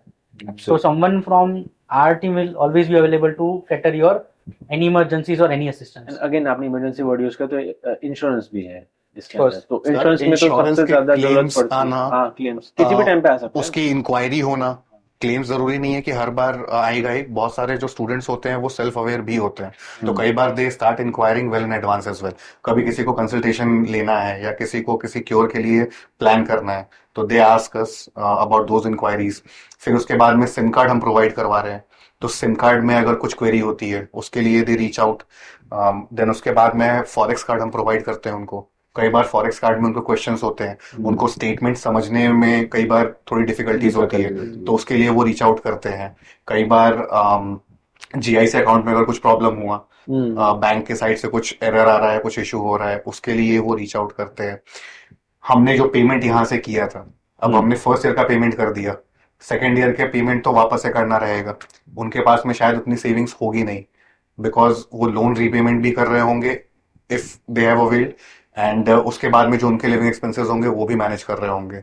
सो देयर आर हाई चांसेस कि शायद सेकेंड ईयर की फीस भी यहाँ से फादर या मदर की ट्रांसफर कर रहे हो, तो उसके लिए भी वो रीच आउट करेंगे। सो अल्टीमेटली हमारी जितनी सर्विसेज हैं वो एक शॉर्ट टर्म सर्विस नहीं है, उसका एक टाइमलाइन होता है तकरीबन 1 साल के आसपास का, except for the SIM card, क्योंकि सिम कार्ड में यूजुअली डिपेंडेंसी उतनी ज्यादा नहीं है, इश्यूज उतने ज्यादा होते नहीं है, तो इसीलिए बहुत सिंपल सर्विस है, तो शायद रीच आउट नहीं करते हैं, बच्चे भी very good thing. SIM card से तो बहुत ही मतलब सब बहुत Indian easy familiar familiar हो जाती है। है। हाँ सर 2 महीने 3 महीने के बाद अगर उनको लगता भी है कि हम उसको नहीं मजा आ रहा है तो वो स्विच भी कर Switch जाते कर हैं, लेते हैं। तो उस केस में अगेन हमारा कोई इन्वॉल्वमेंट नहीं रहता है और हमारी कोई जरूरत भी नहीं रह जाती है उनको। प्लस वहां पे अलग अलग ऑफर्स चल रहे हैं, yes, you know there are an number of offers running on, कुछ डिस्काउंट कभी मिल गया या कुछ नया डिवाइस परचेज कर लिया उसके साथ में मिल गया। सो वहां जाके एक और चीज है कि डेटा के लिए जब वो पे करता है then he realises the value of wifi. Wifi और इंडियन हाँ इंडियन टेलीकम्युनिकेशन हाँ कितना सस्ता पड़ता है उनको और कितना इजीली अवेलेबल हाँ। है। सिम कार्ड लेना is so easy in India hmm, and so cheap. Cheap तो नहीं, फ्री है इंडिया में। फिर वहां पे कनाडा जाके आप बोलते फ्री हो है, फ्री, हाँ फ्री यहाँ पे नहीं होता है। कनाडा जाके पता चलेगा अरे यार मुझे सिम कार्ड लेना $35 तो मुझे इसके देने पड़ रहे हैं। मैंने वो कहीं अच्छा, ऐसा पढ़ा था, I don't know whether the quotation is right और रॉन्ग, बट के when something is for free you are the no no no, ये कोटेशन ऐसा है कि if you are not pay for the product हाँ then you are the product. हाँ yes okay या तो अगर आपको कुछ फ्री में मिल रहा है तो आप ही वो प्रोडक्ट है। अच्छा ओके अब bad one I guess. But हाँ और इसके साथ ये बोल सकते there is nothing called free lunch. Nothing called free ऐसे। बट नहीं ऐसा, बट अगेन आप तो इंडिया में तो पता ही लंगर में है तो जा सकते हैं। क्योंकि वो इंडिया है ना सर। मैं talking about- हाँ, हम कनाडा बाहर में भी सर होता होगा लंगर। लंगर तो होता है, हाँ, सर, होता है, yes, सर, yes, yes, मतलब यानी जस्टिन सर ट्रूडो। आपने अभी और उसकी थर्ड wife- ऑफिशियल लैंग्वेज कौन सी बताई? पंजाबी, यस वही नहीं वही। मैंने फोटोज भी देखे, जस्टिन ट्रूडो वाइफ के साथ जा रहे हैं लंगर में सेवा देने के लिए। इवन और कोविड के टाइम पे हाँ मतलब बहुत ज्यादा लोगों ने, मतलब आप पंजाबी हो या नॉन पंजाबी हो, हाँ सभी लोगों को मतलब बहुत हेल्प मिल गई थी उसकी वजह से। मतलब मैं हेड पहनता हूँ but heads of, absolutely absolutely. वो मतलब रिस्पेक्ट है। थ्रू आउट द वर्ल्ड कहीं पे भी जाओ तो आपको लंगर का सर्विस फ्री मिलता है हर जगह पे, एंड विदाउट कोई स्वार्थ, उनका कोई स्वार्थ नहीं। हाँ तो बहुत सारे इंडियन स्टूडेंट्स कनाडा में जो जॉब नहीं मिल रही, या तो स्ट्रगल कर रहे हैं या तो बहुत दूर जॉब है, एक टाइम पे भूखा रहना पड़े, इससे बेहतर वो लंगर में जाके खाना खा ऑफ लें। कोर्स। और ये I think मैंने ना- सर ये प्लान करके भी होता है। अच्छा no I am not kidding, ये हमने कई बार देखा हुआ है। We come across certain students हमारे, क्योंकि बहुत सारे इंटर्न्स भी होते हैं हमारे, यस यस यस। तो वो भी कई बार बात कर रहे होते हैं, कई बार हमारा कम्युनिकेशन होता है तो उसमें दे टेल अस कि हाँ मेरा रूममेट है तो कल तो मुझको अकेले जाना पड़ेगा लंच के लिए, तो रैंडमली हम पूछ रहे थे क्यों ऐसा क्या हो गया, तो कि नहीं सर वो तो लंगर में जाने वाला है, इनका तो अलग ही प्लान है अपना। तो मैं बाहर जाके कुछ खा लूंगा। अच्छा सर ये सब तो बात हो गई इंश्योरेंस पे। ज्यादातर लोगों को ऐसा लगता है क्योंकि इंडिया में भी अभी इंश्योरेंस को लेकर इतनी अवेयरनेस नहीं है, नहीं तो डेफिनेटली जब फॉरेन जा रहे हैं तो तब भी इंश्योरेंस को इतना सीरियसली नहीं लिया जाता है, और वो कहते हैं कि ऑलरेडी कॉलेज और यूनिवर्सिटी ने इंश्योरेंस लिया हुआ है, उसके पैसे हमने पे किए हुए हैं, तो अलग से इंश्योरेंस क्यों लेना। और इसके लिए तो ऐसा बैकग्राउंड में डन डन ऐसा म्यूजिक आ जाना चाहिए एकदम बहुत ऐसा, है ना, और एकदम यानी पूरा स्माइल जीरो। क्योंकि ये मैं आपको बोलता हूँ ये एक एक्चुअल स्टूडेंट के साथ केस हुआ था and I will be very serious. Just हाँ पहले आप ओके जोक पान sorry to Yeah, yes, yes. cut him short. Actually में this is a natural human tendency. Hmm, India का जो माइंडसेट है वो इसी वजह से बिगड़ा हुआ है। क्या जब भी इंश्योरेंस का वर्ड आता है ना तो दे गो नेगेटिव, हाँ yes. या तो क्यों लेना है? नेगेटिव आएंगे हाँ एंड उसकी वजह से लेना क्यों है ये भी आता है, ये दोनों भी आता चीजें है, नेगेटिव yes. होती है। पर वही है ना कि मुझे रिजल्ट ही नहीं। अच्छा चलो मैं बन जाता हूँ इंडियन मेंटालिटी, हाँ। मुझे दिख क्या रहा है, मैं आपको 12-15 हजार मार्केट में 30,000 रुपए का इंश्योरेंस लेना क्यों लूँ, कुछ नहीं होने वाला है। ठीक है ये है कि राम राखे न कौन चाखे। सर इंश्योरेंस लिया ही जाता है ये सोच के कि हमको क्लेम ना करना पड़े। ना करना पड़ा। और जिस कंट्री में बच्चे पढ़ने जाए, वेस्टर्न कंट्री में जा रहे हैं, वहाँ पे मतलब अगर आप बोल रहे हो कि मतलब मुझे क्या ही हो जाएगा, हाँ यूएस दुनिया का सबसे पावरफुल देश ऑन पेपर, हम्म। वहाँ के सबसे पावरफुल देखो मैं चाइना स्पॉन्सर्ड नहीं है ये वीडियो, लेकिन ऑन पेपर में बोल रहा हूँ, है ना। नहीं ये बहुत प्रेजुडाइज हो गया ब्रांड्स एंड हाँ तो ठीक अब है। चलेगा, अब तो सब कुछ चलेगा, अब तो हाँ। सब कुछ चलेगा, अब तो तो यूएस का सबसे पावरफुल आदमी है वहाँ का प्रेसिडेंट, हाँ। वो जिस व्हाइट हाउस में रहता है ना, वो भी इंश्योर्ड है, उसका भी इंश्योरेंस है। तो जिस कंट्री में आप जा रहे हो ना, उसके कल्चर के हिसाब से हमें ढलना पड़ता है, वहाँ पे जरूरत है। ये यहाँ पे नहीं और रहा वो इसका से होता है बच्चे सर, वहां हाँ। पे जाने मैं वही बोल रहा था कि वहां पे जाने के बाद रियलाइज होता है, यहाँ पे तो हम साल के इंश्योरेंस पे कर देते हैं गाड़ी का और वो सब, वहां पे जब अरे वाह। मंथली कार का इंश्योरेंस पे करना होता है, और कई बार तो मतलब लोग प्रोविंस जब हाँ। एक बार वर्क परमिट आपकी खत्म हो जाती है, हाँ। जब पीआर लेने की बारी आती है ना, तो मतलब ये सोचते हैं कि कार इंश्योरेंस कहाँ पे सस्ता मिल रहा Very है, true, sir. उस प्रोविंस में जाते हाँ हैं। हाँ हाँ तो सर, लोग क्या बच्चा ये रहता है यहाँ पे ओंटारियो में, mandatory है? गाड़ी का पासिंग उसका कहीं क्यूबेक और से का करवाता है, क्यूबेक का हाँ। होता है, क्यूबेक में सस्ता पड़ता है। सर यहाँ पे भी ये चीज होती है, बट अगेन वही लैक ऑफ अवेयरनेस। हाँ। आपने बहुत सारे जो बसेस देखे होंगे ना, ट्रक्स, वो नागालैंड। ट्रक्स नहीं सर, बसेस बसेस जो होते हैं वो हमेशा नॉर्थ ईस्ट से पासिंग होती है। हाँ, ना नागालैंड वाले बहुत होते हैं। हाँ, NL। Exactly, NL। Only because of the taxes. हाँ। जो अच्छा टैक्स ये भी प्रमोशन खरीदो आप ये भी promotion करो, हाँ। No, the point which I यार बहुत सारे सीक्रेट मिल रहे हैं सबको। हाँ। So the point which I want to relate to is कि जैसे हमने कार की बात की, हाँ हाँ हाँ वहां पे कंपलसरी है कि आपको इंश्योरेंस लेना ही लेना पड़ेगा। Absolutely. तो जब तक वो कंपलसरी वर्ड नहीं आता है ना, तब तक हमारे जो इंडियन स्टूडेंट्स होते हैं या कंज्यूमर्स होते हैं, वो they tend to go away from the services, जबकि वो ये चीज नहीं देखते हैं कि ये कितना क्रूशियल है, कितना वाइटल है। वो चीज पे किसी का ध्यान नहीं होता ध्यान है। नहीं सो एक्चुअली प्रोडक्ट की स्ट्रेंथ से कोई मेजर नहीं कर रहा है, स्पेशली इन इंश्योरेंस। उनको सिर्फ ये देखना है कि इसके बिना मेरा काम चल रहा है या नहीं चल रहा है, दैट्स इट। यानी बच्चा बर्फ में गिर जा रहा है या तो उसको कोई बीमारी हो जा रही है, डॉलर्स में पेमेंट करना पड़ेगा। इससे काफी बेहतर है यहाँ पे आईएनआर में आप इंश्योरेंस का जो भी आपका Premium pay बनता है प्रीमियम भर दो। 30,000 35,000 में हो जाएगा इंश्योरेंस। नहीं क्या बात करते बहुत हो महंगा मैंने बोलते मतलब पॉलिसी बाजार में देखा था, तो वहां पे इसके आसपास अच्छा, उसका भी promotion आप कर ही दो। हैं। हैं। आप भी बात ये ऑनलाइन नहीं उसको रहते। डाउट लगी रहता है, ऑनलाइन उसको डाउट लगी रहता है, कंपनियों के नाम इन्होंने निकाले हैं। हाँ, एक्चुअली पॉलिसी बाजार में ऑलरेडी इनको कुछ दे दिया। वो थोड़े पहले ना मैसेज बोल रहा था बिग बिग, है ना, तो वही। नहीं sir, with respect to premium amounts, बहुत ही चीप ऑप्शंस अवेलेबल हैं, which starts from 12,000 rupees. Inexpensive rather than cheap. हाँ अच्छा वो एकदम फैंसी वर्ड बोलना पड़ेगा। सर मुझको पता नहीं था ना कि हम फिल्टर्ड वे में जा रहे हैं। Sorry I take my words back. Just kidding. So वो क्या हम कोचिंग फैसिलिटी के बाजू में बैठे हैं ना, तो इंग्लिश थोड़ा कभी कभी जितना आता है उतना एक सांस में बोल लेता हूँ। My bad sir, my bad. So as low as 11,973 to be precise, यहाँ से स्टार्ट होते हैं प्रीमियम कितने? For 1 year. कितना मतलब इंश्योरेंस का कितना कवर कितना मिलेगा? कवर कितना मिलेगा? सर $50,000 का कवरेज मिलता Oh है। my. $50,000। Yes sir. तो कैसे मतलब अगेन मतलब मैं थोड़ा कहूँगा, विश्वास नहीं इंडिया में भी नहीं हो रहा है इतना, तो इंडिया में भी अगर मुझे लेना है 50,000 ये मैं US try to dollar. explain this. Yeah. हाँ हाँ प्लीज सनी सर। कैसा है सर कि सनी बॉय। नहीं सो हम ऐसा बात करते हैं कि आप कोई स्टूडेंट बना लेते हैं, ठीक है? मैं स्टूडेंट, वो तो ये तो है ही। आप दोनों स्टूडेंट्स हैं। अब एक मैं इंश्योरेंस parent लेने वाला है, एक बन इंश्योरेंस नहीं लेने वाला है। सर देखो ऐसा है ना कि पढ़ाई करने की उम्र कोई उम्र नहीं प्राउड होती। शिक्षण। हाँ ठीक है, प्राउड शिक्षण। हाँ। सीखने की कोई उम्र नहीं होती, पढ़ाई करने की उम्र होती है। नहीं पढ़ाई करने में कोई उम्र नहीं होती है sir. Coming back to the point कि जैसे दो स्टूडेंट हो आप, सर्व शिक्षण एक अभियान। ध्रुदीप सर है, एक मयूर सर है, हाँ। ठीक है? दोनों जा रहे हो कनाडा, जी। 1 साल का आपका कोर्स है। जी। अब आपकी जो भी कॉलेज या यूनिवर्सिटी है ना, बाय डिफॉल्ट आपके लिए एक इंश्योरेंस लेके रखा है। अब जब जाओगे वहाँ पे आपका ओरिएंटेशन होगा, ओरिएंटेशन में आपको समझाया जाएगा कि ये $1,00,000 से लेके $5,00,000 का हमारे पास इंश्योरेंस आपने आपके लिए लेके रखा है, आपके ट्यूशन फीस का पार्ट था वो। बट वहाँ पे क्या होता है कि इंश्योरेंस में सिस्टम अलग अलग होती है, कोपे सिस्टम चलती है।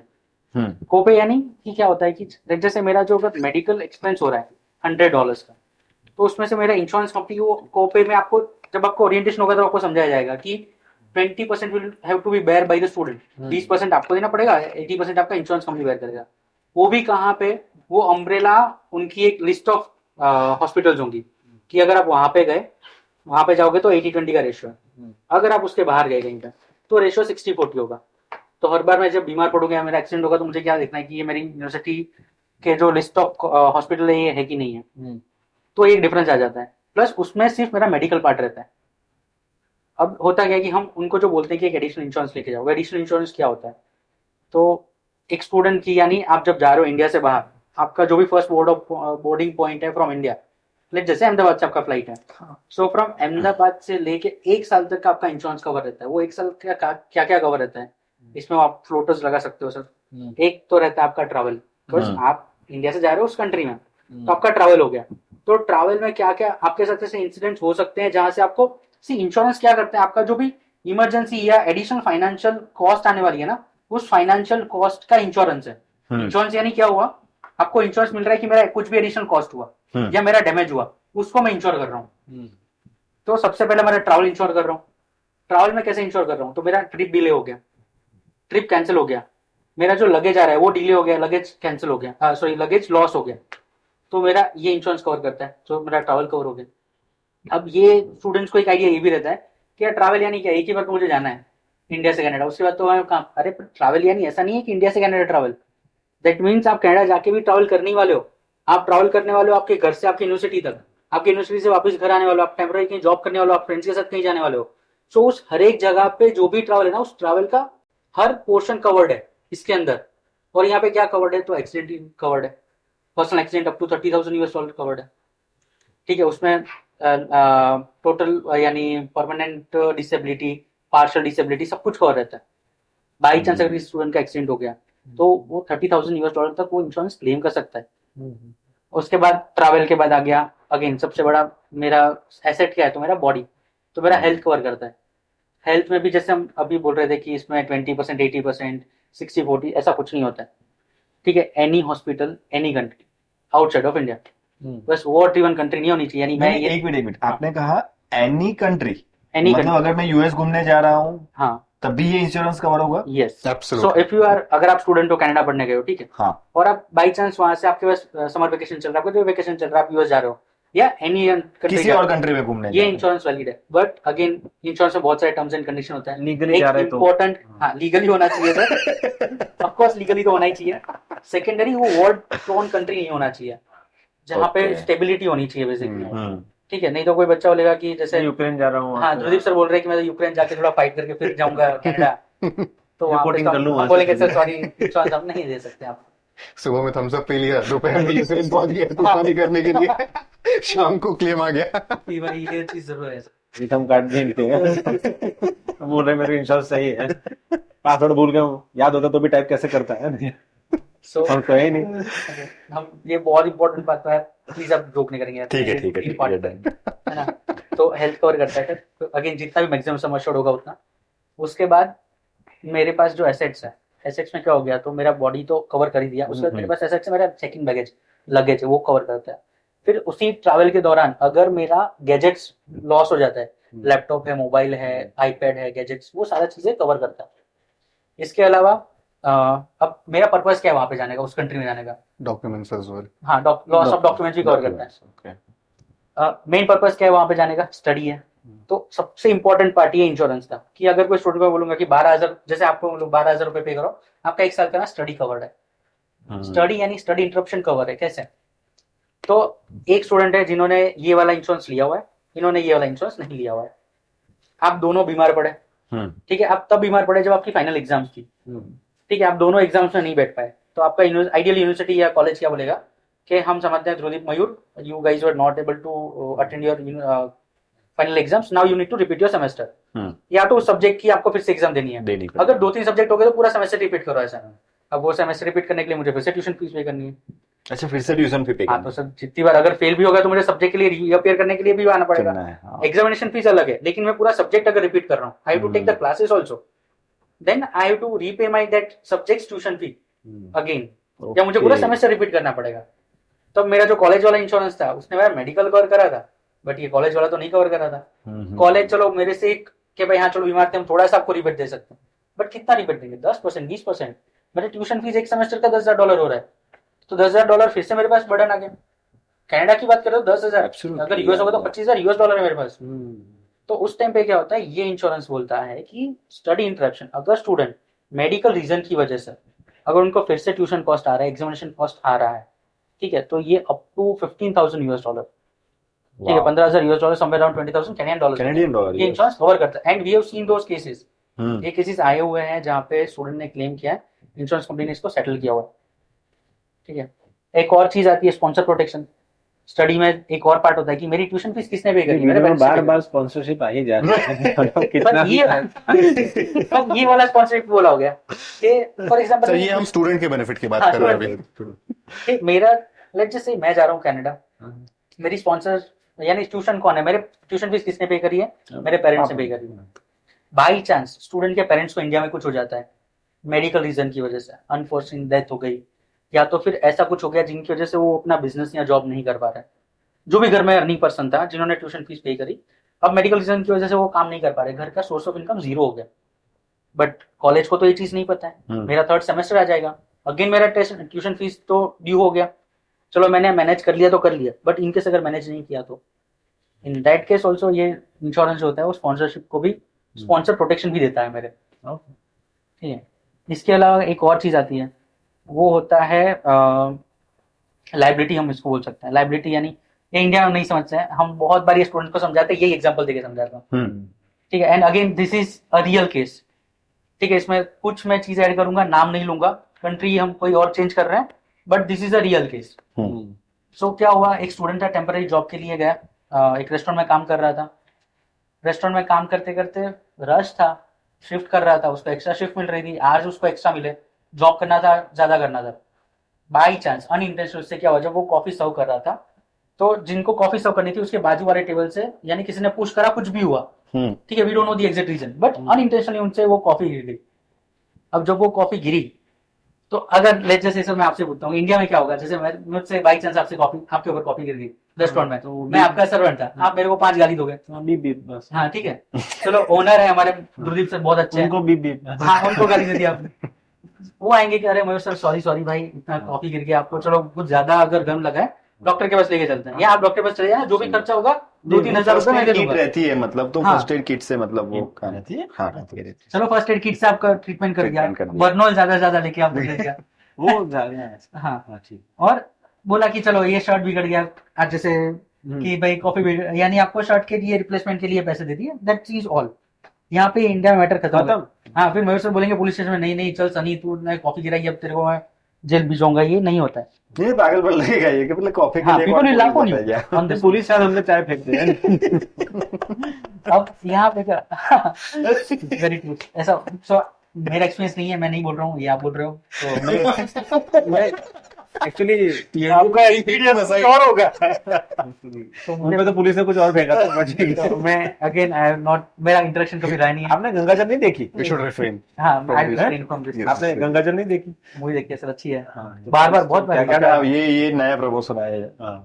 Okay, Coming back to the story. Coming back to the Story, point. हाँ, तो उनसे अब कॉपी गिर गई, आंख दिखाता है। हाँ, उस लेडी पे कॉपी गिर गई, उस लेडी ने क्या किया कि वहां से उस टाइम पे उन्होंने कुछ नहीं बोला, ओनर आया, उन्होंने अपोलोजाइज किया, जो स्टूडेंट था उसने अपोलोजाइज किया, ओके करके चले गए। एक हफ्ते के बाद, अब यहाँ पे लीगल टर्म्स में मैं शायद आगे भी हो सकता हूँ, कि एक हफ्ते के बाद उनको आया कि सपीना आया स्टूडेंट को, एक नोटिस आया, ठीक है, सिविल कोर्ट से, वहां पे स्टेट किया था कि फॉर एग्जांपल XYZ स्टूडेंट्स हैं, ये ABC पर्सन के ऊपर उन्होंने कॉपी गिराई है, गरम कॉपी गिराई है, जिसकी वजह से उस पर्सन के ऊपर इतना मेंटल ट्रॉमा हुआ है कि अपनी लाइफ में कभी कॉफी नहीं पिया अरे ठीक है, और ये इतना ज्यादा बर्न था कि जिसके लिए उनको डॉक्टर के पास जाना पड़ा। डॉक्टर ने बोला है कि अभी इसके ऊपर उनको कॉस्मेटिक सर्जरी करनी पड़ेगी। There's more to come. हाँ, कॉस्मेटिक सर्जरी करनी पड़ेगी। अब कॉस्मेटिक सर्जरी और ये जो उनके दिमाग में एंग्जाइटी आया या जो शॉक लगा है, सो उसके लिए उनको जाना पड़ेगा एक साइकोलॉजिस्ट के पास, उनसे ट्रीटमेंट लेना पड़ेगा, Therapy sessions. थेरेपीज करनी पड़ेंगी, उसकी दवाई आएंगी। उसके बाद बिकॉज ऑफ दिस शॉक वो 1 महीना 2 महीना 3 महीना जो भी उनका टाइम था वहां तक ऑफिस नहीं अटेंड कर पाएंगे, तो उनका जो पे था ऑफकोर्स बंद हो गया। ऑफकोर्स वो 3 महीने में इतना काम करने वाले थे कि उनका प्रमोशन आने वाला था और उनकी फ्यूचर इनकम इतनी होने वाली थी, अब वो अटक गया। ये करके स्टूडेंट के ऊपर $70,000 का क्लेम लगा। 70,000 कॉफी तो शायद $7 की होगी। तूने कॉफी क्यों गिराई? हाँ, ये वही बात हो गया। ये हुआ सर। अब होता क्या, 70,000 में आप क्या करते हैं, बैग पैक करता मैं, हाँ। टिकट काटता कोई भी नियर बाय, और मैं तो फिर प्लेन पर बैठने के साथ बोर्ड दिखता है, मैं बोर्ड से ही आता हूँ। आप तो बोर्ड से ही आते 3 हैं। घंटे फोन, यानी 3 महीने तक फोन बंद रहना चाहिए, है ना। सो this is what I do when I don't have insurance. Of course. तो luckily the student had an insurance. अब इसमें होता है लाइबिलिटी कवर रहता है। तो लाइबिलिटी कवर क्या बोलता है कि आपने $50,000 का भी इंश्योरेंस लिया है, कोई इशू नहीं है, आपको $1.5 लाख का, 1,20,00,000 समवेयर अराउंड आज के रेट ऑफ एक्सचेंज के हिसाब से 1,20,00,000 रुपए का आपको लाइबिलिटी कवर मिलता है। उस टाइम पे क्या होता है कि इंश्योरेंस कंपनी केस को इवेल्युएट करती है, उनके लॉयर्स आएंगे, Okay. ठीक है, वो ऑन बिहाफ ऑफ स्टूडेंट उनसे बात करेंगे, सारा डिस्कशन जाएगा कोर्ट से, फिर उसका एक जजमेंट आया, उसमें पता चला कि जो कॉपी गिरी थी that was unintentional, and because it was unintentional still student is liable to pay 10,000 15,000 जो भी उनका एक्चुअल मेडिकल कॉस्ट हुआ है, जो भी उनका लीव रहा है, $10-15,000 तो फिर भी पे करना है। $15,000 में फिर से मैं रिटर्न टिकट ही काटने वाला था, $15,000 मेरे पास नहीं थे उस कॉपी $7 की कॉपी के गिराने के लिए। तो उस टाइम पे ये इंश्योरेंस कंपनी जो होती है ना, वो लॉयर का कॉस्ट और ये सारी चीजें ये इंश्योरेंस से कवर करती है। सो लाइबिलिटी इंश्योरेंस यहाँ पे काम होता है। अब जो भी आप लगता होगा कि कितने केसेस होते हैं, क्या होता है, चलो एक केस हुआ, बट केस की बात नहीं कर रहे हैं हम, बात कर रहे हैं कि ये हुआ अगर आप जैसे रेस्टोरेंट ओनर हो, ठीक है, अब मैं और अंकित हम दो आपके पास आए जॉब के लिए, मेरे पास वो लाइबिलिटी कवर नहीं है, इनके पास लाइबिलिटी कवर है, तो एज अ ओनर आप क्या किसको प्रेफर करोगे? तो जॉब नहीं मिलती, Yes, इसके पीछे yes, कितने yes, फैक्टर पीछे हैं। बहुत ज्यादा। yes, Exactly, yes, sir. yes. है ना, तो जरूरी नहीं कि ये इंसिडेंट हर किसी के साथ। तो सर ये ना कैसे होता है कि ये 1 in 1,000 यानी हजारों में एक केस ऐसा होता है हाँ। जहाँ पे लाइबिलिटी इंश्योरेंस की जरूरत पड़ती है, स्टूडेंट रीच आउट करता है, ठीक है, बट बात उस केस होने की नहीं है। स्टूडेंट के लिए सिक्योरिटी क्या है?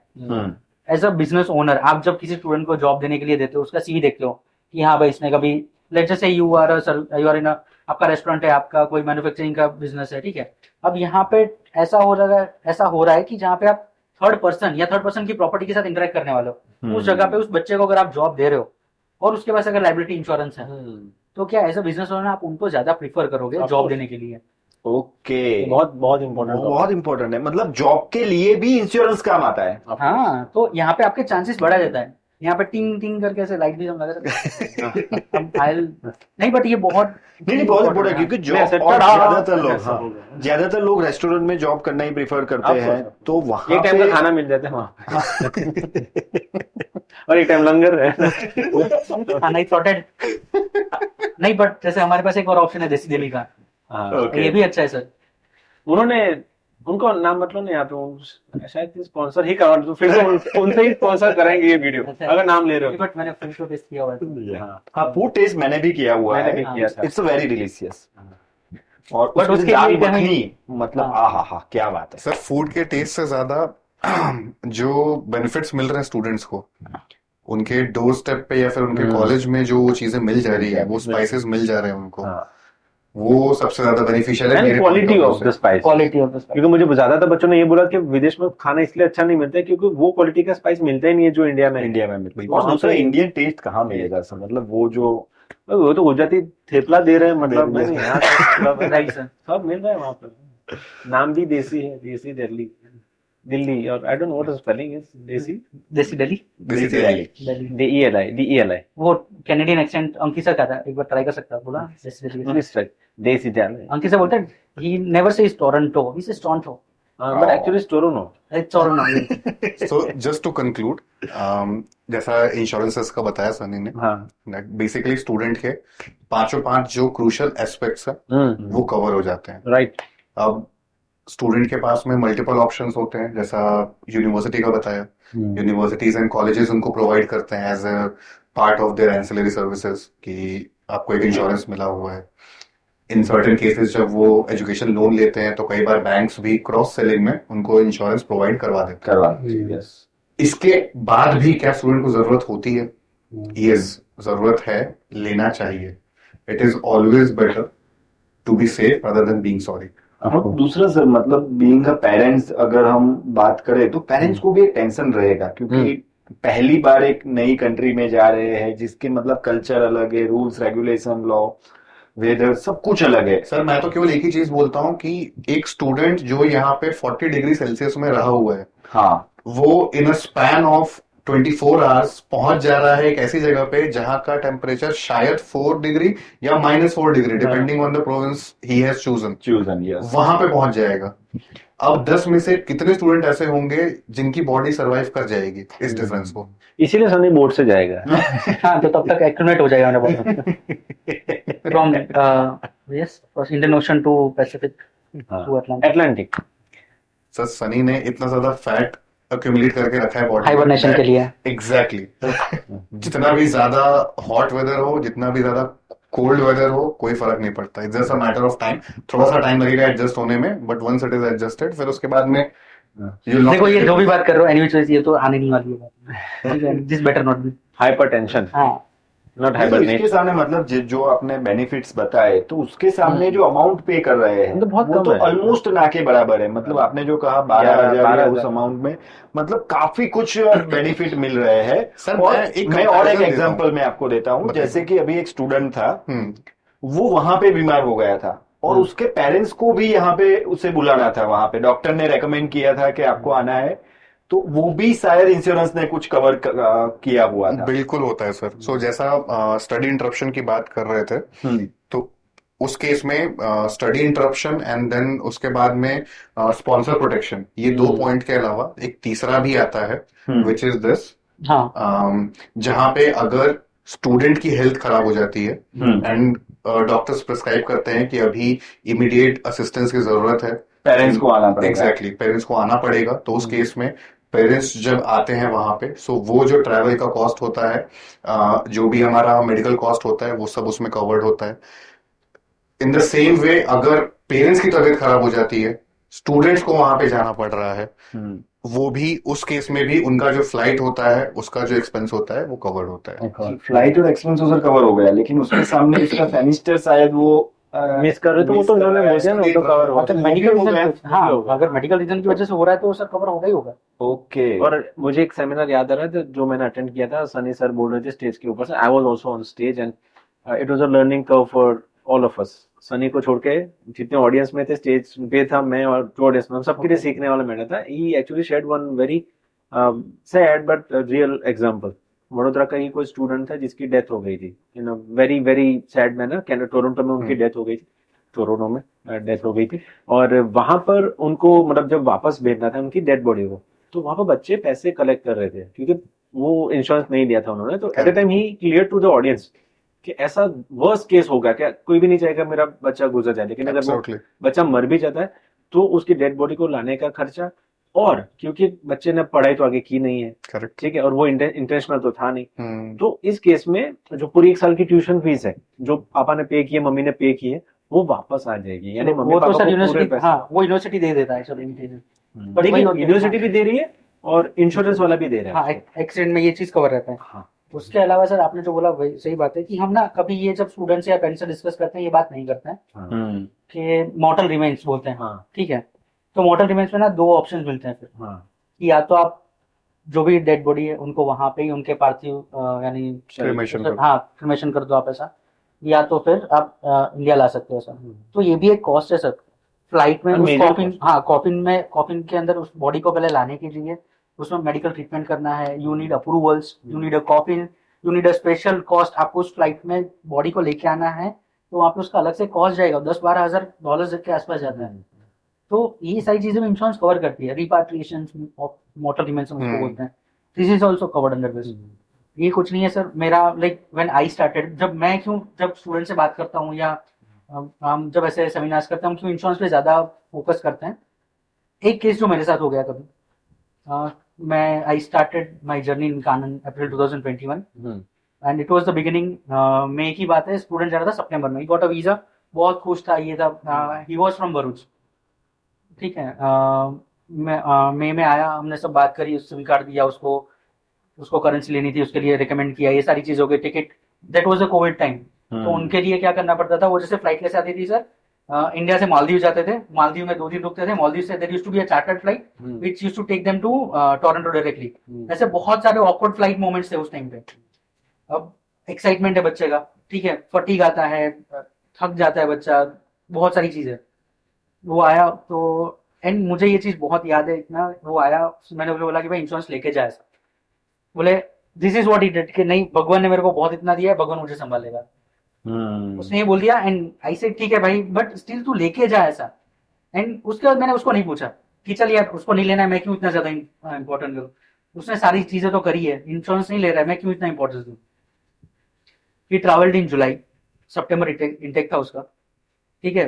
उसका बड़ा भाई था, वो उसके जाने के एक हफ्ते बाद आया। एंड हमें ये पता चला कि जब वो पहुंचा ठंड से या ड्यू टू जो भी वेदर उसका इशू था, वो एक्यूमुलेट नहीं कर पाया। ही वाज उसको ना आईसीयू में सबमिट यानी जाना पड़ा, एडमिट करना। कोई इंश्योरेंस नहीं था उसके पास, कॉलेज स्टार्ट नहीं हुआ था, ठीक है। कॉलेज किक इन नहीं हुआ था, तो इंश्योरेंस अगेन, क्योंकि कॉलेज वाला इंश्योरेंस आपका कब स्टार्ट होता है, आपका जब भी, कुछ यूनिवर्सिटीज में ऐसा होता है कि वो पूछ लेते हैं आपको कि on which date you are coming, आप पहले से इंश्योरेंस लेके जाओ। लेकिन हमारे बच्चे बहुत सारे ऐसा होता है कि वो भी इंश्योरेंस नहीं लेते हैं, कि अब कॉलेज जाके 5 दिन तो मैं देख ही लूंगा ऐसा करके, विदाउट इंश्योरेंस ले लूंगा। अब उसी टाइम पे ना वो आईसीयू में एडमिट हुआ, उसका कॉस्ट आया होगा सर $50,000 से $60,000 उस बच्चे का। बट उससे भी ज्यादा टेंशन वाली बात क्या थी कि उसके पेरेंट्स नहीं जा पा रहे थे।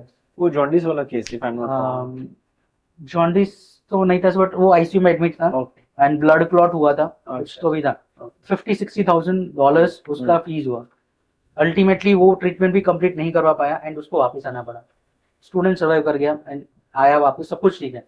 बट ये इंसिडेंट के बाद आई रियलाइज कि मैं कभी भी कोई भी स्टूडेंट सुने या उनके पेरेंट्स होंगे, उनको ये चीज समझाऊंगा कि इंश्योरेंस इसलिए जरूरी है, ठीक है। यहाँ पे क्या होता है कि हम ऐसा सोच के चलते हैं कि कुछ नहीं होने वाला है। स्टूडेंट को या पेरेंट्स को यहाँ तक बोलते हैं कि उस 12,000, 15,000 या 25,000 को भी ना भूल जाओ। आपने 25 लाख, 30 लाख या 50 लाख, 1 करोड़ तक का आप कॉस्ट अकर करने वाले हो, इतना इन्वेस्ट करने वाले हो, उसके सामने 12-15,000 कुछ नहीं है, ठीक है। बट अगर बाई चांस एक छोटी सी चीज कुछ आ गई ना, this is going to help you. तो ये चीज होती है।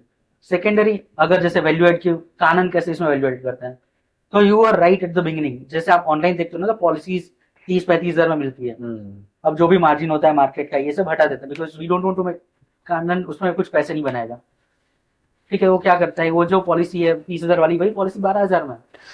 बट उसके साथ बेनिफिट क्या है, 1 साल तक हम आपके साथ कनेक्टेड है। अब जब उसको रिन्यू कराओगे, स्टूडेंट हम उनके साथ तभी भी है। एक बंदा बैठा है, ऐसा नहीं कि पॉलिसी दे दी, कुछ क्लेम आया, जाके इंश्योरेंस कंपनी से बात कर लेना, क्या क्लेम आया है, कैसे इसको सेटल करना है, क्या क्या आपको चीजें लगेंगी, आप पैनिक मत हो। सबसे ज्यादा क्या होता है सर, जब मैं उन स्टूडेंट्स की एज का था, तो अगर मैं पढ़ रहा था विद्यानगर से, अगर मुझे अहमदाबाद जाना होता तो भी मैं कभी कभार पैनिक होता था। मुंबई जाना तो और मेरे लिए बड़ी बात थी, या दिल्ली और बड़ी बात होती। जबकि यहाँ पे तो क्या था, ग्रेजुएशन करने वाले इंडिया ऐसे होते हैं ना स्टूडेंट्स की, जो कभी दिल्ली नहीं गए या कोलकाता, इंडिया पूरा नहीं देखा है, एंड सडनली एक कल्चरल टेक्टिकल चेंज आ रहा है, कल्चरल चेंज आ रहा है, ज्योग्राफिकल चेंज आ रहा है, तो वहां पे तो मैं और पैनिक हो जाऊंगा छोटी छोटी चीजों की वजह से। यहाँ पे so that is the reason we stay awake, we stay connected, कि आपको इंश्योरेंस में कुछ भी अगर कहीं पे आप अटकते हो, we are always there, right. So insurance बहुत इंपॉर्टेंट है सर इस चीज में। मैं तो एक छोटा कैलकुलेशन देता हूँ सर। हम ट्रैवल करते हैं, सो हम यहाँ पे बात करते हैं, क्योंकि जैसा इसने बताया कि हम नेगेटिव हेल्थ पर्सपेक्टिव से कोई भी चीजें ज्यादा डिस्कस नहीं करते, because that is a moment of excitement for the student and for their parents as well.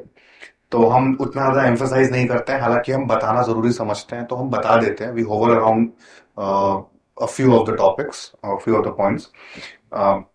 But आप ट्रैवल करते हैं, ट्रैवल में कितना फ्रीक्वेंट है आपका बैगेज डिले होना या फिर आपका बैगेज का गुम हो जाना?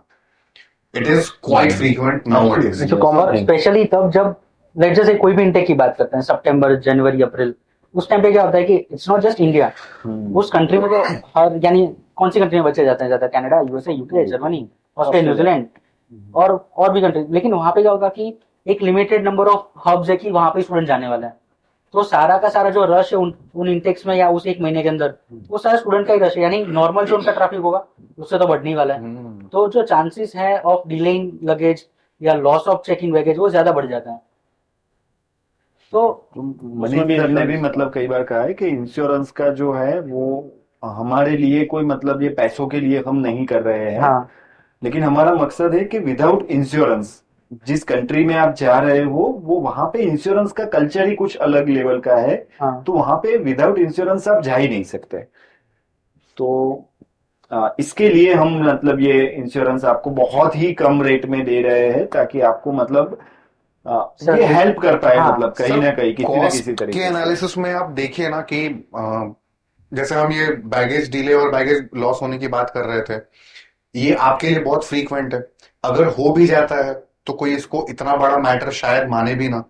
वो सोचेगा कि हाँ ठीक है, चलो मेरी किस्मत खराब थी, मेरे कपड़े या जो भी मेरे बिलोंगिंग्स थे वो चले गए, नए खरीद लेंगे, और तो क्या कर सकते हैं। अब हमारा जो प्रीमियम है उसका मान लीजिए कि उसने 15,000 का इंश्योरेंस प्रीमियम लिया एक साल के लिए, जिसमें $1 लाख तक का उसको कवरेज मिलता है।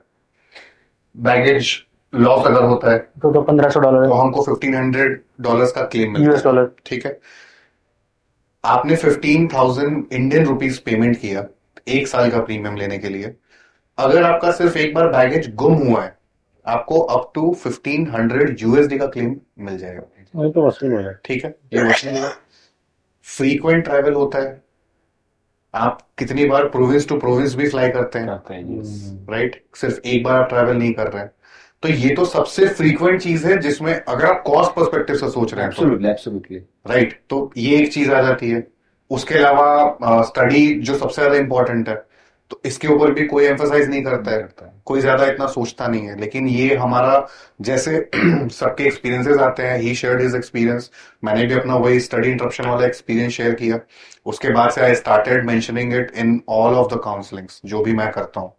स्टडी इंटरप्शन आप जितनी लाइटली ले रहे हो, ये उतना ही ब्रह्मास्त्र की तरह काम करता है आपके लिए। वहां पे जाने के बाद में देयर आर हाई चांसेस कि कभी कुछ ना कुछ हेल्थ हैजर्ड्स आपको हो सकते हैं, या फिर कभी आपकी तबीयत खराब हो जाए किसी किसी भी रीजन से, तो उस केस में आपकी स्टडी हैम्पर होने के चांसेस सबसे ज्यादा है। आप शायद कॉस्ट मैनेज कर लोगे, आप शायद टाइम मैनेज कर लोगे, बट स्टडीज आप मैनेज नहीं कर पाओगे, क्योंकि आप जा रहे हो एक ऐसे कन्वेंशनल एजुकेशन सिस्टम से एक प्रैक्टिकल ओरिएंटेड एजुकेशन सिस्टम पे, जिसके लिए आप प्रिपेयर्ड थे ही नहीं। उसमें हैबिचुअल होने में ही आपको 2 साल का टाइम लग जाएगा। उतने में तो आपके 4 सेमेस्टर निकल जाएंगे। वो 4 सेमेस्टर में क्या होगा क्या नहीं होगा, यू डोंट नो। अब एक तो आपके पास टाइम नहीं है, आपके पास में हेल्थ नहीं है, पैसे तो नहीं ही है, एंड उस सिचुएशन में फिर आप मैनेज कैसे करोगे पढ़ाई? एंड अगर आप नहीं कर पाए, देन एक एक्स्ट्रा एडेड बर्डन आ जाएगा आपके ऊपर। यूनिवर्सिटी और कॉलेज तो सिंपली यही कहेगी ना, हमने तो सर्विस दी आपको, एब्सोल्युटली। आप आते एग्जाम देने, आप क्लियर करते अपने सारे एग्जाम्स, तो हमको कोई प्रॉब्लम नहीं था। तो अगर आप रीटेक कर रहे हो तो यू हैव टू पे अगेन। तो ये एक्स्ट्रा बर्डन क्यों लाना अपने पेरेंट्स के ऊपर? क्योंकि तब तक आपके पास में इतनी सेविंग्स नहीं हो चुकी होगी कि आप वो पे ऑफ कर सके। तो इसलिए ये सारी चीजें हम बताते हैं कि इसकी वजह से कितना क्रूशियल होता है इंश्योरेंस। तो समिट अप करने के लिए तब बोल सकते हैं कि इंश्योरेंस वाले फैक्टर में कि आपका जो सर ने वर्ड यूज किया था कि बैगेज लॉस, या तो फिर आपका जो पढ़ाई का लॉस हो गया आपसे, या तो किसी और को नुकसान पहुंचा दिया, यानी कि जब तक स्टूडेंट अपना पर्पस लॉस नहीं करता है, हाँ, बाकी सब कुछ कवर कर लेता है। कवर कर लेता है। कह सकते हैं सर, हाँ, बिल्कुल कह सकते हैं अगर आपने Very true. पर्पस लॉस किया तो वो नहीं करेगा, बाकी तो सब करेगा। सर। वो तो फिर किसी के हाथ में नहीं है। देन तो हम मतलब डिस्कस कर रहे थे कि आज हम पॉडकास्ट करेंगे, पॉडकास्ट में क्या करेंगे, कैसे ही करेंगे, लेकिन ये पॉडकास्ट तो नहीं हुआ। हालांकि मतलब एवे ही हमने बात की, लेकिन आपको ये एवे ही बात हमारी कैसी लगी? हाँ, काम की बात थी, बट हाँ, मतलब एवे ही, मतलब हमने सोचा था कि पहले, फिर हमने सोचा कि नहीं चलो इसी को कंटिन्यू करते हैं, थोड़ा मजा भी आया। और एवे ही बात कर रहे थे, मतलब हमने नहीं सोचा था, और अभी भी हम नहीं सोच रहे कि आगे मतलब हम ये अपलोड या upload करेंगे करेंगे। या नहीं करेंगे। वो पूरा देखना पड़ेगा और ये हमें। शायद हेवीली रिजेक्टेड भी हो सकता है।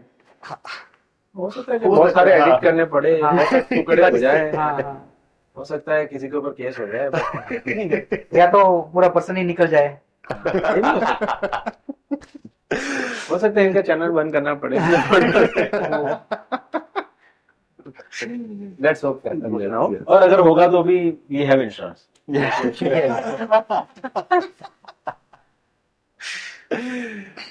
तो चलिए, बस आज के लिए इतना ही। आपको हमारी ये एवे ही बातें कैसी लगी, ये आप हमें कमेंट करके जरूर बताना। भले ही बात हम एवे ही कर रहे थे, लेकिन जो डिस्कशन हुआ वो बहुत ही ज्यादा इंपॉर्टेंट था, चाहे वो एजुकेशन लोन को लेकर हो, चाहे वो इंश्योरेंस को लेकर हो, या चाहे वो आउटवर्ड रेमिटेंस के बारे में हो। और आपके भी अगर कोई सवाल रहते हैं वैल्यू एडेड सर्विसेज के बारे में, हालांकि अभी ये बहुत बड़ा टॉपिक है, अभी तो हमने सिम कार्ड के बारे में बात नहीं किया है, अभी हमने एयर टिकटिंग के बारे में बात नहीं किया है, बहुत सारी चीजें हैं अभी जिसपे हम बात कर सकते हैं। तो अगर आपको और भी जानना है तो आप नीचे दिए गए नंबर पे हमारा कभी भी संपर्क कर सकते हैं। कमेंट पे आप आपके सवाल लिखकर भेज सकते हैं, और नेक्स्ट टाइम जब हम सवाल ही सवाल करके पॉडकास्ट करेंगे तो उसमें आपके ये सारे सवालों का जवाब भी देने का हम प्रयास करेंगे। और इसके अलावा भी आपको पर्सनल लेवल पे अंकित सर है, सनी सर है, मयूर सर है, तो वो भी आपके सवालों के जवाब देंगे। तो आज के लिए बस इतना ही। ऐसे ही इंटरेस्टिंग एवे ही टॉक देखने के लिए देखते रहिए कानन वीजा इनसाइट्स।